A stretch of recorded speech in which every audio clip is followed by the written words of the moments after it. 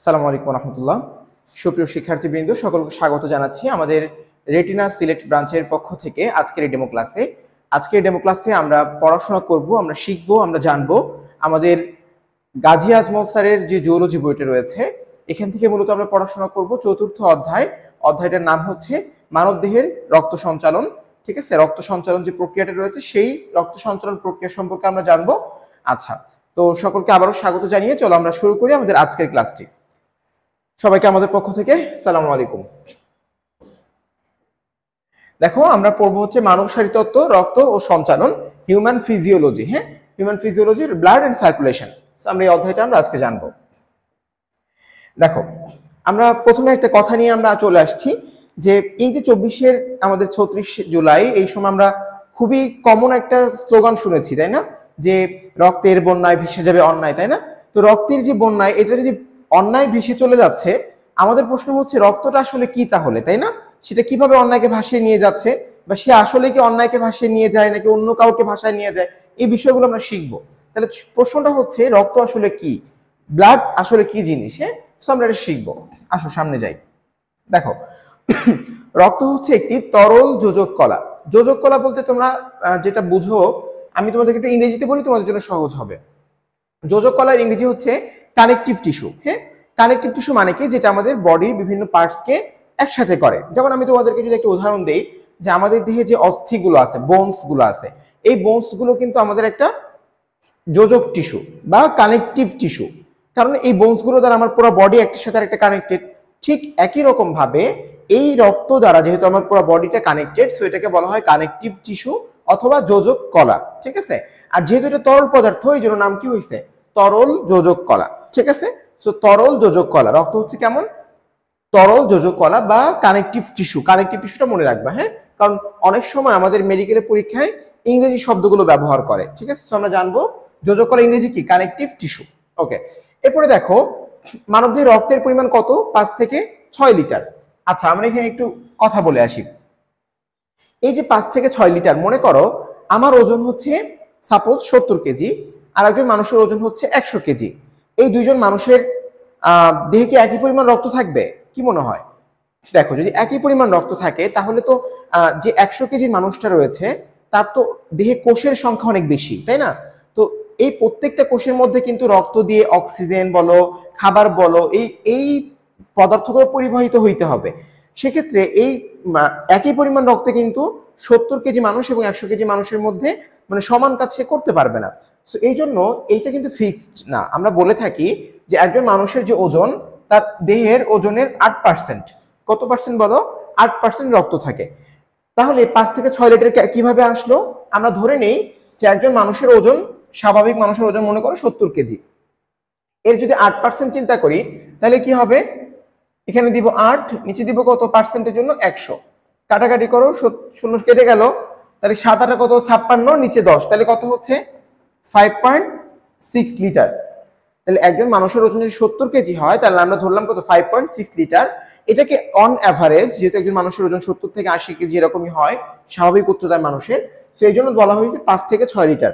কেন তোমাদেরকে আমি এটা করে দেখালাম, প্রশ্ন আসতে পারে, একজন মানুষের ওজন হচ্ছে সাপোজ মনে করো 100 কেজি, তার দিয়ে কত পার্সেন্ট রক্ত আছে, মানে কত পার্সেন্ট না, কত লিটার রক্ত আছে। খুব সিম্পল, তাই না? আমরা 100 আর 100 কাটাকাটি গেলে কত লিটার থাকবে, 8 লিটার রক্ত থাকবে।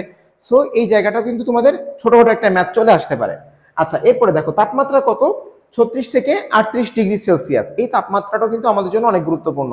রক্তের প্রত্যেকটা জিনিস তোমাদেরকে বুঝে বুঝে পড়তে হবে। দেখো, এই তাপমাত্রাটা কেন গুরুত্বপূর্ণ, তোমরা জানো যে আমাদের মাঝে মাঝে জ্বর আসে, তাই না? জ্বর আসে, তাহলে এই যে আমাদের জ্বর আসলো, এই জ্বরটাকে আমাদের জন্য ভালো না খারাপ বলো তো দেখি? আমরা জ্বর আসলে সাথে সাথে কি করি, এক গাদা ওষুধ খেয়ে ফেলি, প্যারাসিটামল বলো না, যা ইচ্ছা সব খেয়ে ফেলি, তাই না, অ্যান্টিবায়োটিক খেয়ে ফেলি। এটা কিন্তু ঠিক না। প্রথমে জ্বর আসলে, প্রথম যদি অল্প জ্বর আসে, খুব বেশি জ্বরের কথা বলছি না, স্বাভাবিক যে অল্প জ্বর আসে, এই জ্বরটা কিন্তু আমাদের শরীরের জন্য ভালো। হ্যাঁ, এটা আমাদের অ্যান্টিবডি তৈরি করতে সাহায্য করে, আমাদের জীবাণুর বিরুদ্ধে কাজ করতে সাহায্য করে। হ্যাঁ, জীবাণুগুলো এই তাপমাত্রায় বেড়ে উঠতে পারে না। এই যে আমাদের দেহের তাপমাত্রা, এটা কে নিয়ন্ত্রণ করে? এই যে আমাদের রক্ত। ঠিক আছে, 36 থেকে 38 ডিগ্রি সেলসিয়াস। এরপর আসো আপেক্ষিক গুরুত্ব। আপেক্ষিক গুরুত্ব মানে কি? আপেক্ষিক গুরুত্ব মানে হচ্ছে কোনো একটা পদার্থ পানির তুলনায় কতটুকু ভারী বা হালকা। যেমন মনে করো 1 গ্লাস পানি নিলাম, এই পানিতে আমি যদি মনে করো সাপোজ একটা তেল তেল দিলাম উপরে, তেলটা কি হবে? ভেসে থাকবে, তাই না? ভেসে থাকবে। আবার মনে করো একটা পাথর দিলাম, পাথরটা কই যাবে? নিচে চলে যাবে। তাহলে এটা কোনটা ভাসবে কোনটা নিচে চলে যাবে এটা কার উপর নির্ভর করে? সেই পদার্থটা পানির তুলনায় আসলে ভারী নাকি হালকা এটার উপর নির্ভর করে। এই যে ভারী নাকি হালকা এটাকে আমরা বলি আপেক্ষিক গুরুত্ব। বুঝে গেছে? রক্তের আপেক্ষিক গুরুত্ব কত? 1.065, মানে পানি থেকে একটু বেশি ভারী। প্রশ্ন কিন্তু আসতে পারে যে নিচের কোনটি রক্ত সম্পর্কে সত্য নয়? রক্ত পানি অপেক্ষা হালকা, কথা কি সত্য না? কারণ রক্ত হচ্ছে পানি থেকে 1.065 তার আপেক্ষিক গুরুত্ব, মানে সে একটু বেশি ভারী। আচ্ছা, এখন আসো পিএইচ কত? পিএইচ হচ্ছে 7.35 থেকে 7.45, মোটামুটি নিউট্রাল পজিশন বজায় রাখে, ঠিক আছে? কারণ আমরা জানি যে পিএইচ কত, একদম 14 পর্যন্ত, তাই না?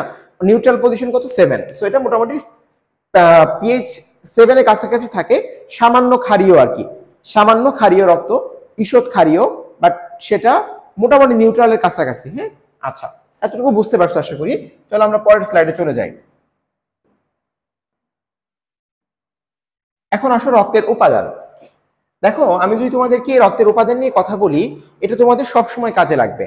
তোমরা যখন মেডিকেলে আসবা, বা তোমরা সবাই দেখেছো হয়তো যে আমরা যখন হসপিটালে যাই কোনো একটা কারণে, কারণ রক্তের যে টেস্টগুলো দেওয়া হয়, তখন টেকনোলজিস্ট যিনি আছেন উনি কি করেন? আমাদের হাত থেকে রক্ত নেন একটা টেস্ট টিউবের মধ্যে। এই টেস্ট টিউবে নেওয়ার পর উনি কি করেন জানো? উনি কি করেন, একটা আমাদের ব্লেন্ডার যেরকম মেশিন আছে এরকম একটা মেশিনে উনি এই টেস্ট টিউবটাকে ঘুরাইতে থাকেন প্রতি মিনিটে প্রায় 3000 বার। এই মেশিনটার নাম কি? সেন্ট্রিফিউজ মেশিন, ঠিক আছে? এই যে মেশিনে উনি ঘোরাইলেন, ঘোরানোর পরে এই রক্তটাকে তুমি এরকম ভাগে 3 ভাগে দেখতে পাবা, ঠিক আছে?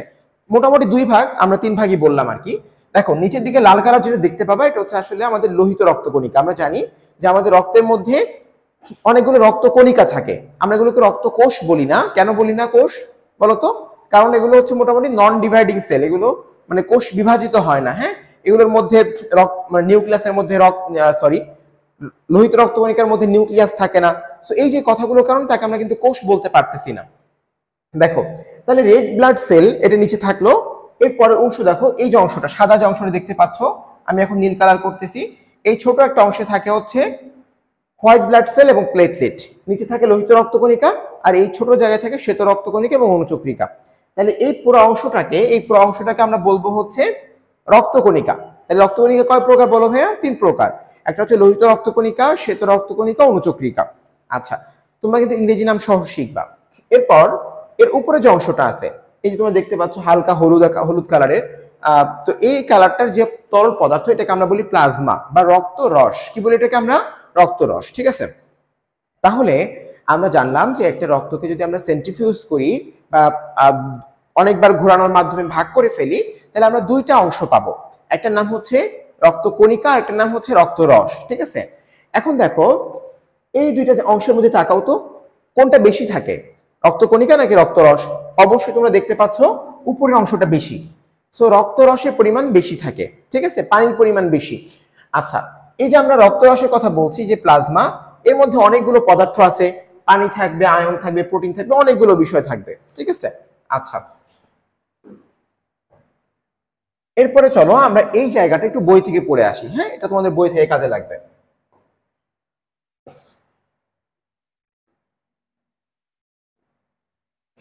এই যে দেখো, আমি প্রথমে তোমাদেরকে যে কথাগুলো বলছিলাম মনে আছে? পিএইচ এর কথা বলছিলাম, রক্ত সামান্য ক্ষারীয়, ওজনের 8%, এই প্রত্যেকটা কথা দেখো মেডিকেল আসছে 14-15 সাল, 20-21 সাল, 21-22 সাল। বোঝা গেল?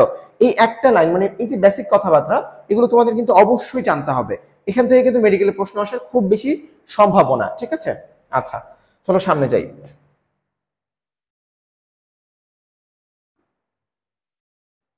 আচ্ছা, এই যে তোমাদের ছবিগুলো দেওয়া আছে, আমি তোমাদেরকে আর একটু সামনে নিয়ে যাচ্ছি। এইখানে আসো, এই ছকটা অবশ্যই তোমাদেরকে বুঝতে হবে। এখান থেকে কিন্তু অনেকগুলো প্রশ্ন আসে, বারবার আসে। হ্যাঁ, এই জায়গাটা অবশ্যই তোমাদেরকে শিখতে হবে। খেয়াল করো, এই যে রক্ত, এটাকে যদি আমরা সেন্ট্রিফিউজ করি তাহলে আমরা বলছিলাম 2 ভাগে ভাগ করতে পারবো, একটা হচ্ছে রক্তকণিকা, একটা হহচ্ছে রক্ত রস বা প্লাজমা। কোনটা কত পার্সেন্ট থাকে? দেখো, বলছিলাম রক্তকণিকা থাকবে একটু কম, রক্তকণিকা থাকবে 45%, আর রক্ত রস থাকবে 55%। কোনটা বেশি তাহলে?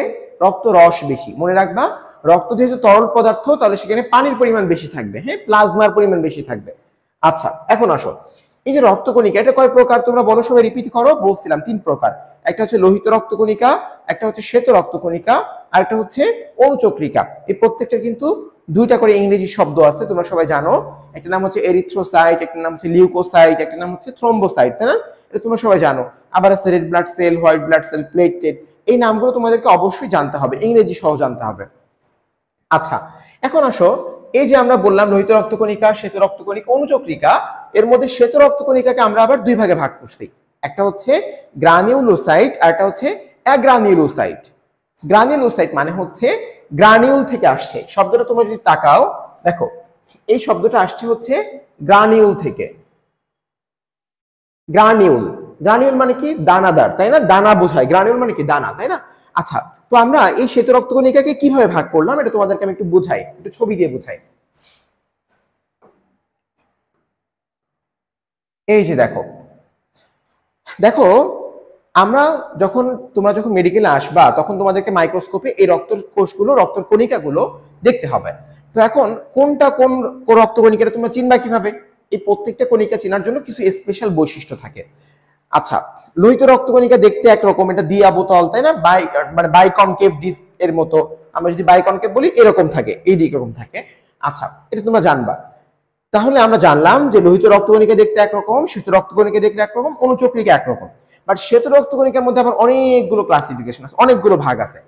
এদেরকে আমরা কিভাবে আইডেন্টিফাই করব? আইডেন্টিফাই করার নিয়ম হচ্ছে, আমরা এই কণিকাগুলোর মধ্যে কিছু রং দিব, কিছু কালার দিব। হ্যাঁ, তোমরা মেডিকেলে গেলে দেখবে, এগুলো আস্তে আস্তে শিখবা। হ্যাঁ, তো এই যে রং দিলাম, এই রংটা দেওয়ার পরে কি হবে? যে সকল শ্বেত রক্তকণিকার গায়ে এরকম গ্রানিউল থাকে, দেখো তোমরা দেখতে পাচ্ছ আশা করি। দেখো, এটা কি দেখা যাচ্ছে না? তোমরা দেখতে পাচ্ছ তো, তাই না?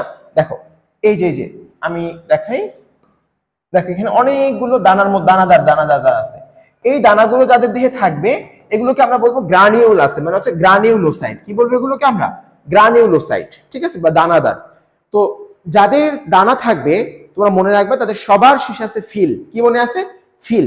মনে রাখবা আমরা দানাগুলো ফিল করব। হ্যাঁ, এভাবে মনে রাখবা। দেখো, ইউসিনোফিল, বেসোফিল, নিউট্রোফিল। প্রশ্ন আসতে পারে নিচের কোন কণিকাটি গ্রানিউলোসাইটের অন্তর্ভুক্ত? বোঝা গেল? সো এই 3টা মধ্যে যে কোনো একটা থাকবে, বাকিগুলো এখান থেকে থাকবে। অথবা প্রশ্ন আসতে পারে নিচের কোনটি গ্রানুলোসাইট নয় বা অদানাদার, এরকম ভাবে প্রশ্ন আসতে পারে। ঠিক আছে, তাহলে আমরা কি শিখলাম? আমরা শিখলাম হচ্ছে যাদের দানা থাকবে তাদেরকে আমরা বলবো দানাদার বা গ্রানুলোসাইট। এদের সবাইকে কি করা যায়? কালার করা যায়, রং দেওয়া যায়। এবং এদের প্রত্যেকের নামে সে কি থাকবে? ফিল থাকবে। ঠিক আছে, যেমন ইউসিনোফিল, বেসোফিল, নিউট্রোফিল। আর বাকি যে 2টা আছে, দেখো এটা হচ্ছে মনোসাইট, এটা হচ্ছে লিম্ফোসাইট। এখানে কোনো ফিল নাই, সেটা হচ্ছে অদানাদার, অ্যাগ্রানুলোসাইট। বুঝা গেল? আচ্ছা, তাহলে এতটুকু তোমরা আশা করি বুঝতে পারছো। এখন আসো আমরা বইতে চলে যাই। দেখো, এই যে গ্রানুলোসাইট, অ্যাগ্রানুলোসাইট, তোমাদেরকে বলছি গ্রানুলোসাইটের শেষে কি থাকবে? ফিল থাকবে। ইউসিনোফিল, বেসোফিল, নিউট্রোফিল, আর এখানে হচ্ছে মনোসাইট, লিম্ফোসাইট। ঠিক আছে, আচ্ছা এখন আসো, তাহলে আমাদের রক্তকণিকা শেষ। এখন আমরা পড়বো রক্তরস সম্পর্কে। এই রক্তরসের মধ্যে বলো, তোমরাই বলো আমাকে, রক্তরস তাহলে এটা কি একটা তরল পদার্থ না? তরল পদার্থ। তাহলে এখানে পানি বেশি থাকবে নাকি কঠিন পদার্থ বেশি থাকবে? অবশ্যই পানি বেশি থাকবে, তাই না? তাহলে পানি কতটুকু থাকবে? দেখো 90 to 92%। ঠিক আছে, কঠিন পদার্থ থাকবে 8 থেকে 10%। আচ্ছা, এতটুকু তোমাদেরকে অবশ্যই জানতে হবে। এবং আরেকটা কথা তোমরা জানতে পারো, আচ্ছা তোমরা আমাকে বলো, আমাদের দেহ তো একটা জৈব উপাদান, তাই না? তোমরা মানে কার্বোহাইড্রেট সম্পর্কে জানো বা হাইড্রোকার্বন সম্পর্কে জানছো, এটা একটা জৈব উপাদান। তাহলে দেখো তো, এই কঠিন পদার্থের মধ্যে জৈব উপাদান বেশি থাকবে না অজৈব উপাদান বেশি থাকবে? অবশ্যই জৈব বেশি থাকবে, কারণ মানুষ নিজেই তো একটা জৈব পদার্থ, তাই না? কারণ সে তো কার্বন দ্বারা তৈরি হয়েছে, মানে কার্বনের একটা ব্যাপার স্যাপার আছে এখানে। সো দেখো, এটা হচ্ছে জৈব পদার্থ, সো জৈব পদার্থ বেশি থাকবে। ঠিক আছে, এতটুকু মনে রাখবা। প্রশ্ন আসতে পারে আমি কেন কথাটা বলতেছি, কারণ তোমাকে হয়তো পরীক্ষা হলে এই পার্সেন্টেজ মনে থাকবে না, কারণ তোমার বইয়ের মধ্যে অনেক কিছু মনে রাখতে হবে। বাট এতটুকু তোমার যেন মাথায় থাকে যে আমার রক্তের মধ্যে যে রক্ত রস আছে সেখানে পানি বেশি থাকবে, 90 to 92%। এবং এই কঠিন পদার্থের মধ্যে জৈব এবং অজৈব 2 ধরনের পদার্থ আছে। এর মধ্যে বেশি কোনটা থাকবে? জৈবটা বেশি থাকবে, কারণ আমরা নিজেই একটা জৈব পদার্থ। ঠিক আছে, এভাবে মনে রাখবা। আচ্ছা, এখন আসো, আমাকে এই যে নিচে যে অনেকগুলো পদার্থ আছে এর মধ্যে আবার কোনটা জানতে হবে? তোমাদেরকে জানতে হবে এই জায়গাটা, অবশ্যই জানতে হবে। তোমরা একটা ইনফিনিটি স্টার দিয়ে রাখো, অবশ্যই অবশ্যই মনে রাখবা। ঠিক আছে, কি কি আছে বলো তো দেখি ভাইয়া? অ্যালবুমিন, গ্লোবিউলিন, ফিব্রিনোজেন এবং প্রোথ্রোমিন। তোমরা খুব বিখ্যাত একটা ছন্দ আছে এটা নিয়ে, তোমরা অবশ্যই সবাই জানো আশা করি। এটাকে আমরা পড়ি হচ্ছে এরকম জিপিএ 5। দেখো জিতে হচ্ছে গ্লোবিউলিন, পিতে হচ্ছে, দেখো আশা করি দেখা যাচ্ছে, জিতে হচ্ছে গ্লোবিউলিন, তারপর পিতে হচ্ছে প্রথ্রম্বিন, এতে হচ্ছে অ্যালবুমিন, আর 5 দিয়ে আমি বোঝাচ্ছি ফিব্রিনোজেন। ঠিক আছে, ফিব্রিনোজেন বোঝাচ্ছি বা ফাইব্রিনোজেন, যেটা উচ্চারণ করো সমস্যা নেই। তাহলে আমাদের এই চারটা নাম অবশ্যই অবশ্যই মনে রাখতে হবে, খুবই গুরুত্বপূর্ণ। ঠিক আছে, এখান থেকে কিন্তু অনেকবার প্রশ্ন আসছে। আচ্ছা, তো আমি আশা করি তোমরা বুঝতে পারছো। চলো আমরা পরের টপিকে চলে যাই।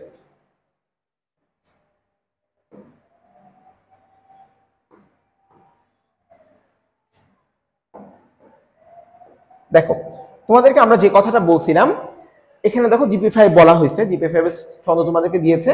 এটা মূলত তোমরা সবাই জানো যে পানি 90 থেকে 92% থাকে, এগুলো তোমরা সবাই জানো। তো আমি পরের স্লাইডে চলে যাচ্ছি। দেখো শ্বেত রক্তকণিকা, এই শ্বেত রক্তকণিকার মধ্যে আমরা দুই ভাগে ভাগ করছিলাম, গ্রানুলোসাইট এবং অ্যাগ্রানুলোসাইট। তোমরা এই নামগুলো তোমাদেরকে একটু আগে আমি বলে ফেলছি। এখন তোমাদেরকে যেটা জানতে হবে সেটা হচ্ছে এইখানে কিছু কালারের ব্যাপার আছে। তোমাদেরকে আমি একটু কিছু বললাম যে যাদের দিয়ে দানা থাকবে, দেখো গ্রানিউল থাকবে, তাদেরকে আমরা কালার করতে পারবো। তোমরা যখন মেডিকেলে আসবে তখন অনেকগুলো নাম শুনবে এরকম, লিশম্যান রঞ্জক, রঞ্জক বলতে কালার বোঝাচ্ছি আমি, হ্যাঁ, স্টেইনিং করা বলে আর কি, হ্যাঁ, মেডিকেল আসলে শিখবা। তারপরে হেমাটক্সিলিন এন্ড ইউসিন আমাদের স্টেইনিং আছে, এরকম অনেকগুলো নাম তোমরা শুনবা আস্তে আস্তে। হ্যাঁ, আচ্ছা, যেটা আমি তোমাদেরকে বলতে চাচ্ছি সেটা হচ্ছে যে এই যে গ্রানিউল গুলো আছে, এই গ্রানিউল গুলো তুমি যদি কালার দাও তাহলে তারা কোন রং ধারণ করবে এটা আমাদেরকে জানতে হবে। তো আমরা একটা ছোটখাটো ছন্দ, এটা ছন্দ বলতে আমরা সবাই জানি এটা, তারপর আমি তোমাদেরকে একটু বলে দিচ্ছি। এটা আমরা মনে রাখতাম যে ইলা, মনে করো একটা মেয়ে আছে, তার হচ্ছে বেনি, চুলের বেনি থাকে না এরকম, এভাবে মনে রাখবা। দেখো ইলা দ্বারা আমরা কি বোঝাচ্ছি, দেখো ইতে হচ্ছে কি, দেখো তো ইউসিনোফিল, ইউসিনোফিল। তাহলে ইউসিনোফিল থেকে তুমি যদি কালার দাও তাহলে সে কোন রং ধারণ করবে, লা মানে লাল কালার ধারণ করবে। দেখো তুমি যদি হচ্ছে বেসোফিলকে কালার দাও তাহলে সেটা কোন রং ধারণ করবে, বেনি, তাহলে এটা কোন রং ধারণ করবে, নীল কালার ধারণ করবে। ঠিক আছে, এতটুকু বুঝতে পারছো আশা করি। তাহলে দেখো ইউসিনোফিল, ইউসিনোফিল ইলা, ইউসিনোফিল লাল কালার, বেসোফিল নীল কালার। ওকে, ইলার বেনি এভাবে মনে রাখবা, ইউসিনোফিল লাল কালার, বেসোফিল নীল কালার। ওকে, আচ্ছা, এখন আসলে তাহলে ভাইয়া প্রশ্ন হচ্ছে নিউট্রোফিল তাহলে কোন কালার ধারণ করবে। নিউট্রোফিল হচ্ছে তার দিয়ে গ্রানিউল আছে, দানা আছে, সে রং ধারণ করতে পারে, বাট সে আসলে কোনো স্পেসিফিক রং নেয় না, সে হচ্ছে নিউট্রাল, বর্ণ নিরপেক্ষ। ঠিক আছে, তার গায়ে দানা আছে বাট সে কোনো স্পেশাল কালার নেয় না, এই জন্য তাকে আমরা বলবো হচ্ছে নিউট্রোফিল। ঠিক আছে, নিউট্রাল মনে রাখবা, নিউট্রাল। তাহলে আমরা এই দুইটা কালার মনে রাখবো, ইউসিনোফিল ইল আর বেনি, ইউসিনোফিল লাল, বেসোফিল নীল। ওকে, এভাবে মনে রাখলাম। এখন আসো আমরা সামনে যাই, এইখানে আসো, এই জায়গাটা তোমরা 100 স্টার দিয়ে রাখো, 100%। এখান থেকে একটা প্রশ্ন তোমরা পাওয়ার সম্ভাবনা আছে। দেখো লোহিত রক্তকণিকার কথা যদি আমরা বলি, লোহিত রক্তকণিকা আমাদের একটা মজার বিষয় আছে। এই অধ্যায় পুরোটা হচ্ছে একটা ইন্টারেস্টিং অধ্যায়, কারণ এটা আমরা হিউম্যান ফিজিওলজি, এটা আমরা মানে নিজেরাই ফিল করতে পারি, আমাদের সবসময় পুরো দেহের মধ্যে রক্ত চলাচল করতেছে। দেখো আমরা যদি বলি যে একটা মানুষের যখন সে ভ্রূণীয় অবস্থায় থাকে বা ছোট অবস্থায় থাকে, তার দিয়ে রক্ত তৈরি হয় কোথা থেকে। তোমরা জানো যে আমাদের যকৃৎ তখন কি করে, রক্ত তৈরির ভূমিকা পালন করে, তাই না? আচ্ছা, তোমরা এগুলো জানো, প্লিহার কথা আছে, তাই না? আচ্ছা, কিন্তু যখন আমরা বড় হওয়া শুরু করি, তখন বড় হওয়ার সময়, বড় যখন হয়ে যায়, ম্যাচিউর হয়ে যায়, তখন এই যে লিভার বা যকৃৎ এবং হচ্ছে প্লিহার কথা আমরা বললাম, এগুলো হচ্ছে আমাদের এই রক্তকে ভাঙতে সাহায্য করে। অর্থাৎ ছোটবেলায় তারা তোমাকে রক্ত তৈরিতে সাহায্য করে, বড় হলে তারা আবার রক্তকে ধ্বংস করতে সাহায্য করে। ঠিক আছে, আচ্ছা, এখন দেখো তাহলে ভাই বলবা যে বড় হলে তাহলে রক্ত তৈরি হয় কোথা থেকে। বড় হলে রক্ত তৈরি হয় হচ্ছে আমাদের, তোমরা টম এন্ড জেরি দ্বারা দেখছো, টম এন্ড জেরি দেখছো তো আশা করি সবাই, তাই না? আচ্ছা, আমি দেখতে বলতেছি না, হ্যাঁ, পড়াশোনা করার সময় এখন টম এন্ড জেরি দেখা যাবে না। দেখো আমরা ছোটবেলায় এরকম একটা ছবি দেখছি না সবাই, ওই যে একটা কি যেন থাকে,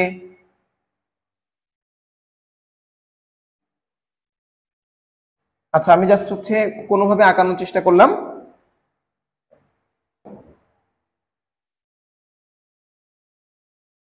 আচ্ছা দেখো, মনে করো যে এটা একটা অস্থি, ঠিক আছে? তো এই অস্থির এই যে প্রান্তগুলো, এই প্রান্তের মধ্যে এরকম অনেকগুলো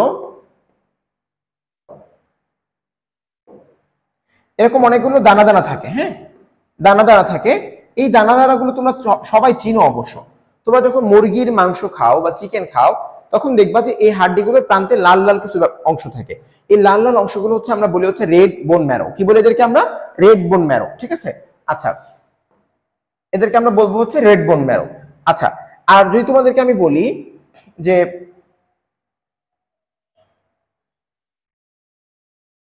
দেখো এই যে অস্থিটা আমি বললাম, এই অস্থির মধ্যে তোমাদেরকে যদি আমি বলি যে তোমরা যারা নেহারি খাইছো কোনো সময়, নেহারি খাইছো না? তো নেহারি খাওয়ার সময় কি হয়, এই পায়ের মাঝখানে তুমি যদি খাইতে যাও তাহলে এখানে কি হবে, অনেক রকম হলুদ হলুদ একটা অংশ থাকে না, অনেক এলাকায় এটাকে ক্যালসিয়াম বলে, তাই না? এটা কিন্তু আসলে ক্যালসিয়াম, এটা হচ্ছে একটা চর্বি জাতীয় পদার্থ। তাহলে এটাকে আমরা বলতেছি হচ্ছে ইয়েলো বোন ম্যারো। তাহলে দেখো আমরা বোন ম্যারো কয়টা পাইলাম, কয় প্রকার পাইলাম? দুই প্রকার। একটাকে আমরা বলতেছি রেড বোন ম্যারো, একটাকে আমরা বলতেছি ইয়েলো বোন ম্যারো, অর্থাৎ একটা লাল অস্থি মজ্জা, একটা হচ্ছে পিত অস্থি মজ্জা। আচ্ছা, কোনটার কাজ কি? লাল অস্থি মজ্জার কাজ হচ্ছে রক্তকণিকা তৈরি করা, রক্তকণিকা তৈরি করা। আর পিত অস্থি মজ্জার কাজ হচ্ছে দেহে শক্তির আধার হিসেবে কাজ করা, মানে পুরো দেহে যখন যদি কোনো কারণে তোমার শক্তি ঘাটতি পড়ে বা তুমি খাবার পাচ্ছ না, তখন এরা তোমাকে শক্তি সাপ্লাই দিবে, হ্যাঁ, এনার্জি সাপ্লাই দিবে, এটা হচ্ছে এদের কাজ। আচ্ছা, এখন আমি তোমাদেরকে এই কথাগুলো কেন বললাম, কারণ হচ্ছে একটা মানুষ যখন ছোট থাকে, খুব ভ্রূণ অবস্থায় থাকে, তখন তার দেহে রক্তকণিকার সংখ্যা অনেক বেশি থাকে। কেন বেশি থাকে? কারণ তার দেহে যে রক্তকণিকাগুলো আছে এগুলো খুব বেশি পরিমাণ অক্সিজেন ক্যারি করতে পারে না, ঠিক আছে, অল্প পরিমাণ অক্সিজেন ক্যারি করে। তাহলে যেহেতু অক্সিজেন ক্যারি করা আমার একটা বড় উদ্দেশ্য রক্তকণিকার, তাহলে তাকে কি করতে হবে? অনেক বেশি রক্তকণিকা থাকতে হবে। কারণ দেখো, একজন মনে করো যে আমি একজন বডি বিল্ডার, তো আমি মনে করো যে 20 কেজি ওজন উঁচা করতে পারি, আর একজন ছোট বাচ্চা তার ওজন হচ্ছে 1 বছর, তাহলে সে কি করবে? মনে করো 100 গ্রাম ওজন করবে। তাহলে এরকম এই 20 কেজি ওজন উঁচা করার জন্য তাকে অনেকগুলো মানুষ লাগবে, তাই না? ঠিক একই রকম দেখো, যখন আমরা ছোট থাকি ভ্রূণ অবস্থায়, তখন এই দেখো ভ্রূণের মধ্যে 80 থেকে 90 লাখ, অর্থাৎ সে তো ছোট বাচ্চা, তার তো অনেক বেশি রক্তকণিকার দরকার হবে, কারণ সে অক্সিজেন বেশি পরিবহন করতে পারে না। শিশু অবস্থায় দেখো 60 থেকে 70 লাখ, পুরুষের দেহে দেখো 50 থেকে 54 লাখ, স্ত্রী দেহে দেখো 44 থেকে 49 লাখ। ঠিক আছে, আচ্ছা, তো এখন তাহলে এটা হচ্ছে আমাদের এই সংখ্যাগুলো অবশ্যই মনে রাখতে হবে। সব থেকে বেশি পরিমাণ রক্ত কখন পাওয়া যায় মানব দেহে? ভ্রূণ অবস্থায়। তারপরে কোথায় পাওয়া যায়? শিশু অবস্থায়। ঠিক আছে, এই কথাগুলো জানতে হবে, খুবই গুরুত্বপূর্ণ স্লাইডটা। আচ্ছা, আমরা যেখানে ছিলাম, যে আমরা বলছিলাম যে আমাদের লোহিত রক্তকণিকা তৈরির প্রক্রিয়াকে কি বলে? এরিথ্রোপয়েসিস। আচ্ছা, তোমরা একটা কথা মনে রাখো, তোমরা জানো যে লোহিত রক্ত ইংরেজিটাকে আমরা কি বলি? আমরা বলি হচ্ছে এরিথ্রোসাইট, তাই না?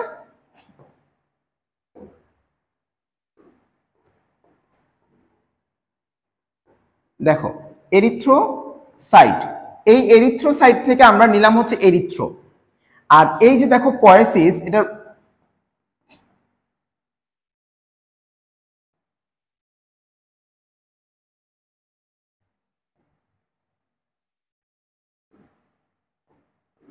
আচ্ছা, এই দেখো পয়েসিস মানে হচ্ছে একটা প্রক্রিয়া, তাহলে এরিথ্রোপয়েসিস মানে হচ্ছে এই যে লোহিত রক্তকণিকা তৈরির প্রক্রিয়া। এখন তোমাকে এটা কিন্তু গত বছরের আগের বছর সম্ভবত মেডিকেল একটা প্রশ্ন আসছিল যে লোহিত রক্তকণিকা তৈরির প্রক্রিয়াকে কি বলে? এরিথ্রোপয়েসিস। ঠিক একই রকম তোমাকে যদি আমি বলি যে রক্তকণিকা তৈরির প্রক্রিয়াকে কি বলে, তাহলে কি বলবা? হেমাটোপয়েসিস। কারণ হেম মানে কি? রক্ত, আর পয়েসিস মানে প্রক্রিয়া। একসাথে দেখো, আমি আবার বোঝাচ্ছি, এই জায়গাটা তোমাদেরকে অবশ্যই বুঝতে হবে। দেখো, এরিথ্রো মানে লোহিত রক্তকণিকা, এরিথ্রোসাইট থেকে এরিথ্রো নিলাম, পয়েসিস মানে হচ্ছে প্রক্রিয়া। তাহলে আমি তোমাদেরকে যদি বলি যে রক্ত তৈরির প্রক্রিয়াকে কি বলে, তোমরা কি বলবা? হেমাটোপয়েসিস। কি বলবা? হেমাটোপয়েসিস। ওকে, হেম মানে কি? রক্ত, পয়েসিস মানে প্রক্রিয়া। ঠিক একই রকম তোমরা এই প্রত্যেকটা প্রক্রিয়া শেষে যদি তোমরা পয়েসিস যোগ করো, তাহলে সেইটা তৈরির প্রক্রিয়াকে বোঝাবে। ঠিক আছে, আচ্ছা, এখন দেখো, এটা তোমাদেরকে বুঝালাম। এখন তোমাদেরকে যেটা জানতে হবে, দেখো আমাদের দেহে রক্তকণিকাটা আসলে কিভাবে তৈরি হয়, এই সিগন্যালগুলো সম্পর্কে আমরা একটু জানবো। দেখো, একটু তাকাও, আমরা আমাদের দেহে যদি মনে করো কোনো কারণে অক্সিজেনের পরিমাণ কমে গেছে, সহজ কথা, রক্তের যদি আমি তোমাদেরকে একটা কথা বলি যে একটা কাজ যে লোহিত রক্তকণিকা করে, তাহলে সেটা কি করতে হবে? সে অক্সিজেন পরিবহন করে। কি করে পরিবহন করে? অক্সিজেন পরিবহন করে। আচ্ছা, এখন মনে করো কোনো কারণে আমার দেহে অক্সিজেন কমে গেছে, অক্সিজেন কমে গেল, তাহলে আমার লোহিত রক্তকণিকার সংখ্যা যদি বেশি হয়, তাহলে সে কি করবে? যতটুকু অক্সিজেন সে পাবে ততটুকু সে নিতে পারবে। তাহলে এই যে আমাদের দেহে অক্সিজেনের পরিমাণ কমে যাওয়া, এটাকে বলা হয় হাইপোক্সিয়া। দেখো লেখা আছে হাইপোক্সিয়া। তাহলে যখন আমাদের দেহে রক্তে অক্সিজেনের পরিমাণ কমে যাচ্ছে, এই রক্তগুলো মানে কম অক্সিজেন যুক্ত রক্তগুলো যখন কিডনির মধ্যে যাবে, তখন কিডনি হাইপোক্সিয়া বুঝতে পারবে, মানে অক্সিজেন কমে গেছে দেহের মধ্যে, এটা বুঝতে পারবে। বুঝার পর সে কি করবে, সে হচ্ছে একটা হরমোন তৈরি করবে যার নাম হচ্ছে এরিথ্রোপয়েটিন। কি নাম বললাম? এরিথ্রোপয়েটিন। প্রক্রিয়াটা বুঝো, তাহলে তোমাদের অনেক কাজে লাগবে। খেয়াল করো, এই যে দেখো বৃক্ক দেখতে পাচ্ছ আশা করি। দেখো এই যে বৃক্ক, বৃক্ক যখন বুঝতে পারবে যে তোমার দেহে অক্সিজেনের পরিমাণ কমে গেছে, তখন সে কি করবে, এরিথ্রোপয়েটিন নামক একটা হরমোন তৈরি করবে। তাহলে এরিথ্রোপয়েটিন হরমোনটা কে তৈরি করে? বৃক্ক তৈরি করে। কখন তৈরি করে? যখন তোমার দেহে অক্সিজেনের পরিমাণ কমে যায়। কেন কমে যায়? হতে পারে তুমি পাহাড়ে উঠছো, অক্সিজেন নাই। হতে পারে তুমি তোমার কোনো একটা, তোমার না মনে করো কারোর কোনো একটা অ্যাক্সিডেন্ট হইলো, সে অ্যাক্সিডেন্টে তার রক্ত চলে গেছে, অনেক 1 লিটার রক্ত চলে গেছে, তাহলে তার রক্ত কণিকার সংখ্যা কমে যাচ্ছে, আলটিমেটলি অক্সিজেন কমে যাচ্ছে। তাহলে এই যে এরিথ্রোপয়েটিন যে হরমোনটা, এটা কি করবে দেখো, সেই হরমোনটাই যে এরিথ্রোপয়েটিন, আমরা ইপিও বলি, সংক্ষিপ্ত রূপটা মনে রাখবা, ইপিও, এরিথ্রোপয়েটিন। এই হরমোনটা এই আমাদের যে অস্থিগুলো আছে, অস্থির যে প্রান্ত ভাগ যেখানে লাল অস্থি মজ্জা থাকে, আমি তোমাদেরকে পড়াইছিলাম একটু আগে, রেড বোন ম্যারো, এখানে সে একটা সিগন্যাল দিবে যে তুমি ডিভাইডেশন করো, বারবার তুমি হচ্ছে বিভাজিত হও এবং বেশি বেশি করে রক্তকণিকা তৈরি করো। তাহলে বেশি পরিমাণ সে রক্তকণিকা তৈরি সিগন্যালটা কে দেয়? এরিথ্রোপয়েটিন দেয়। এরিথ্রোপয়েটিন কে তৈরি করে? বৃক্ক তৈরি করে, এবং আলটিমেটলি আমাদের লোহিত রক্তকণিকাগুলো তৈরি হয়। এই যে প্রক্রিয়াটা, এটাকে বলা হয় এরিথ্রোপয়েসিস। দেখো এই সিগন্যাল দেওয়ার পরে এখান থেকে অনেকগুলো লোহিত রক্তকণিকা তৈরি হয়েছে। তোমরা আসলে করে বুঝতে পারছো, এটাকে বলা হয় এরিথ্রোপয়েসিস। চলো আমরা পরের প্রক্রিয়া চলে যাই। আচ্ছা, তোমরা এই কথাটা অবশ্যই সবাই জানো যে আমাদের লোহিত রক্তকণিকার মধ্যে, আমরা যদি লোহিত রক্তকণিকাকে ভাঙে ফেলি, তাহলে এর মধ্যে আমরা মানে হিমোগ্লোবিন নামক একটা অংশ পাই, তাই না? এটা তোমরা জানো না? হিমোগ্লোবিন, এর সাথে যখন আমাদের আয়রন যুক্ত হয়, হিম যোগ গ্লোবিন, তাই না? হিম হচ্ছে আয়রন অংশ, এবং হচ্ছে গ্লোবিনটা কি আমাদের হচ্ছে একটা প্রোটিন অংশ, তাই তো? হিম হচ্ছে একটা রঞ্জক পদার্থ, সহজ কথা যদি বলি, হিম হচ্ছে একটা রঞ্জক পদার্থ, একটা কালারফুল সাবস্টেন্স আর কি। আচ্ছা, হিম যে হিমোগ্লোবিন যে অংশটা আছে, তাহলে এই হিমোগ্লোবিনটা কি করে? আমাদের অক্সিজেনের সাথে বাইন্ড করে, তাই না? হিমোগ্লোবিন থাকার কারণেই তো আমাদের রক্তটা লাল কালার হয়। এখন দেখো, এই যে একটা লোহিত রক্তকণিকা, তার ওজনের 33% হিমোগ্লোবিন, মানে একটা লোহিত রক্তকণিকা যতটুকু ওজন, তার 33% কি থাকে? হিমোগ্লোবিন থাকে। তাহলে দেহের সকল লোহিত রক্তকণিকায় লৌহের পরিমাণ, দেহের মোট লৌহের কতটুকু? আচ্ছা দেখো, যে আমরা যদি বলি যে লোহিত রক্তকণিকার মধ্যে তো কি থাকে? লৌহ থাকে, মানে আয়রন থাকে, তাই না? আয়রন থাকে। তোমরা দেখবে বাজারে হচ্ছে অনেকেই হচ্ছে আয়রন ট্যাবলেট পাওয়া যায়, তাই না? আয়রন ট্যাবলেট পাওয়া যায়, হিমোফিক্স নামে, এরকম অনেকগুলো নামে আছে।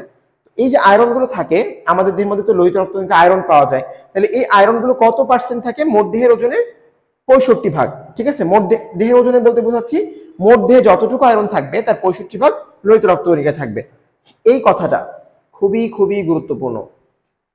প্রতি 100 মিলিলিটার রক্তে কত গ্রাম হিমোগ্লোবিন থাকে? 16 গ্রাম।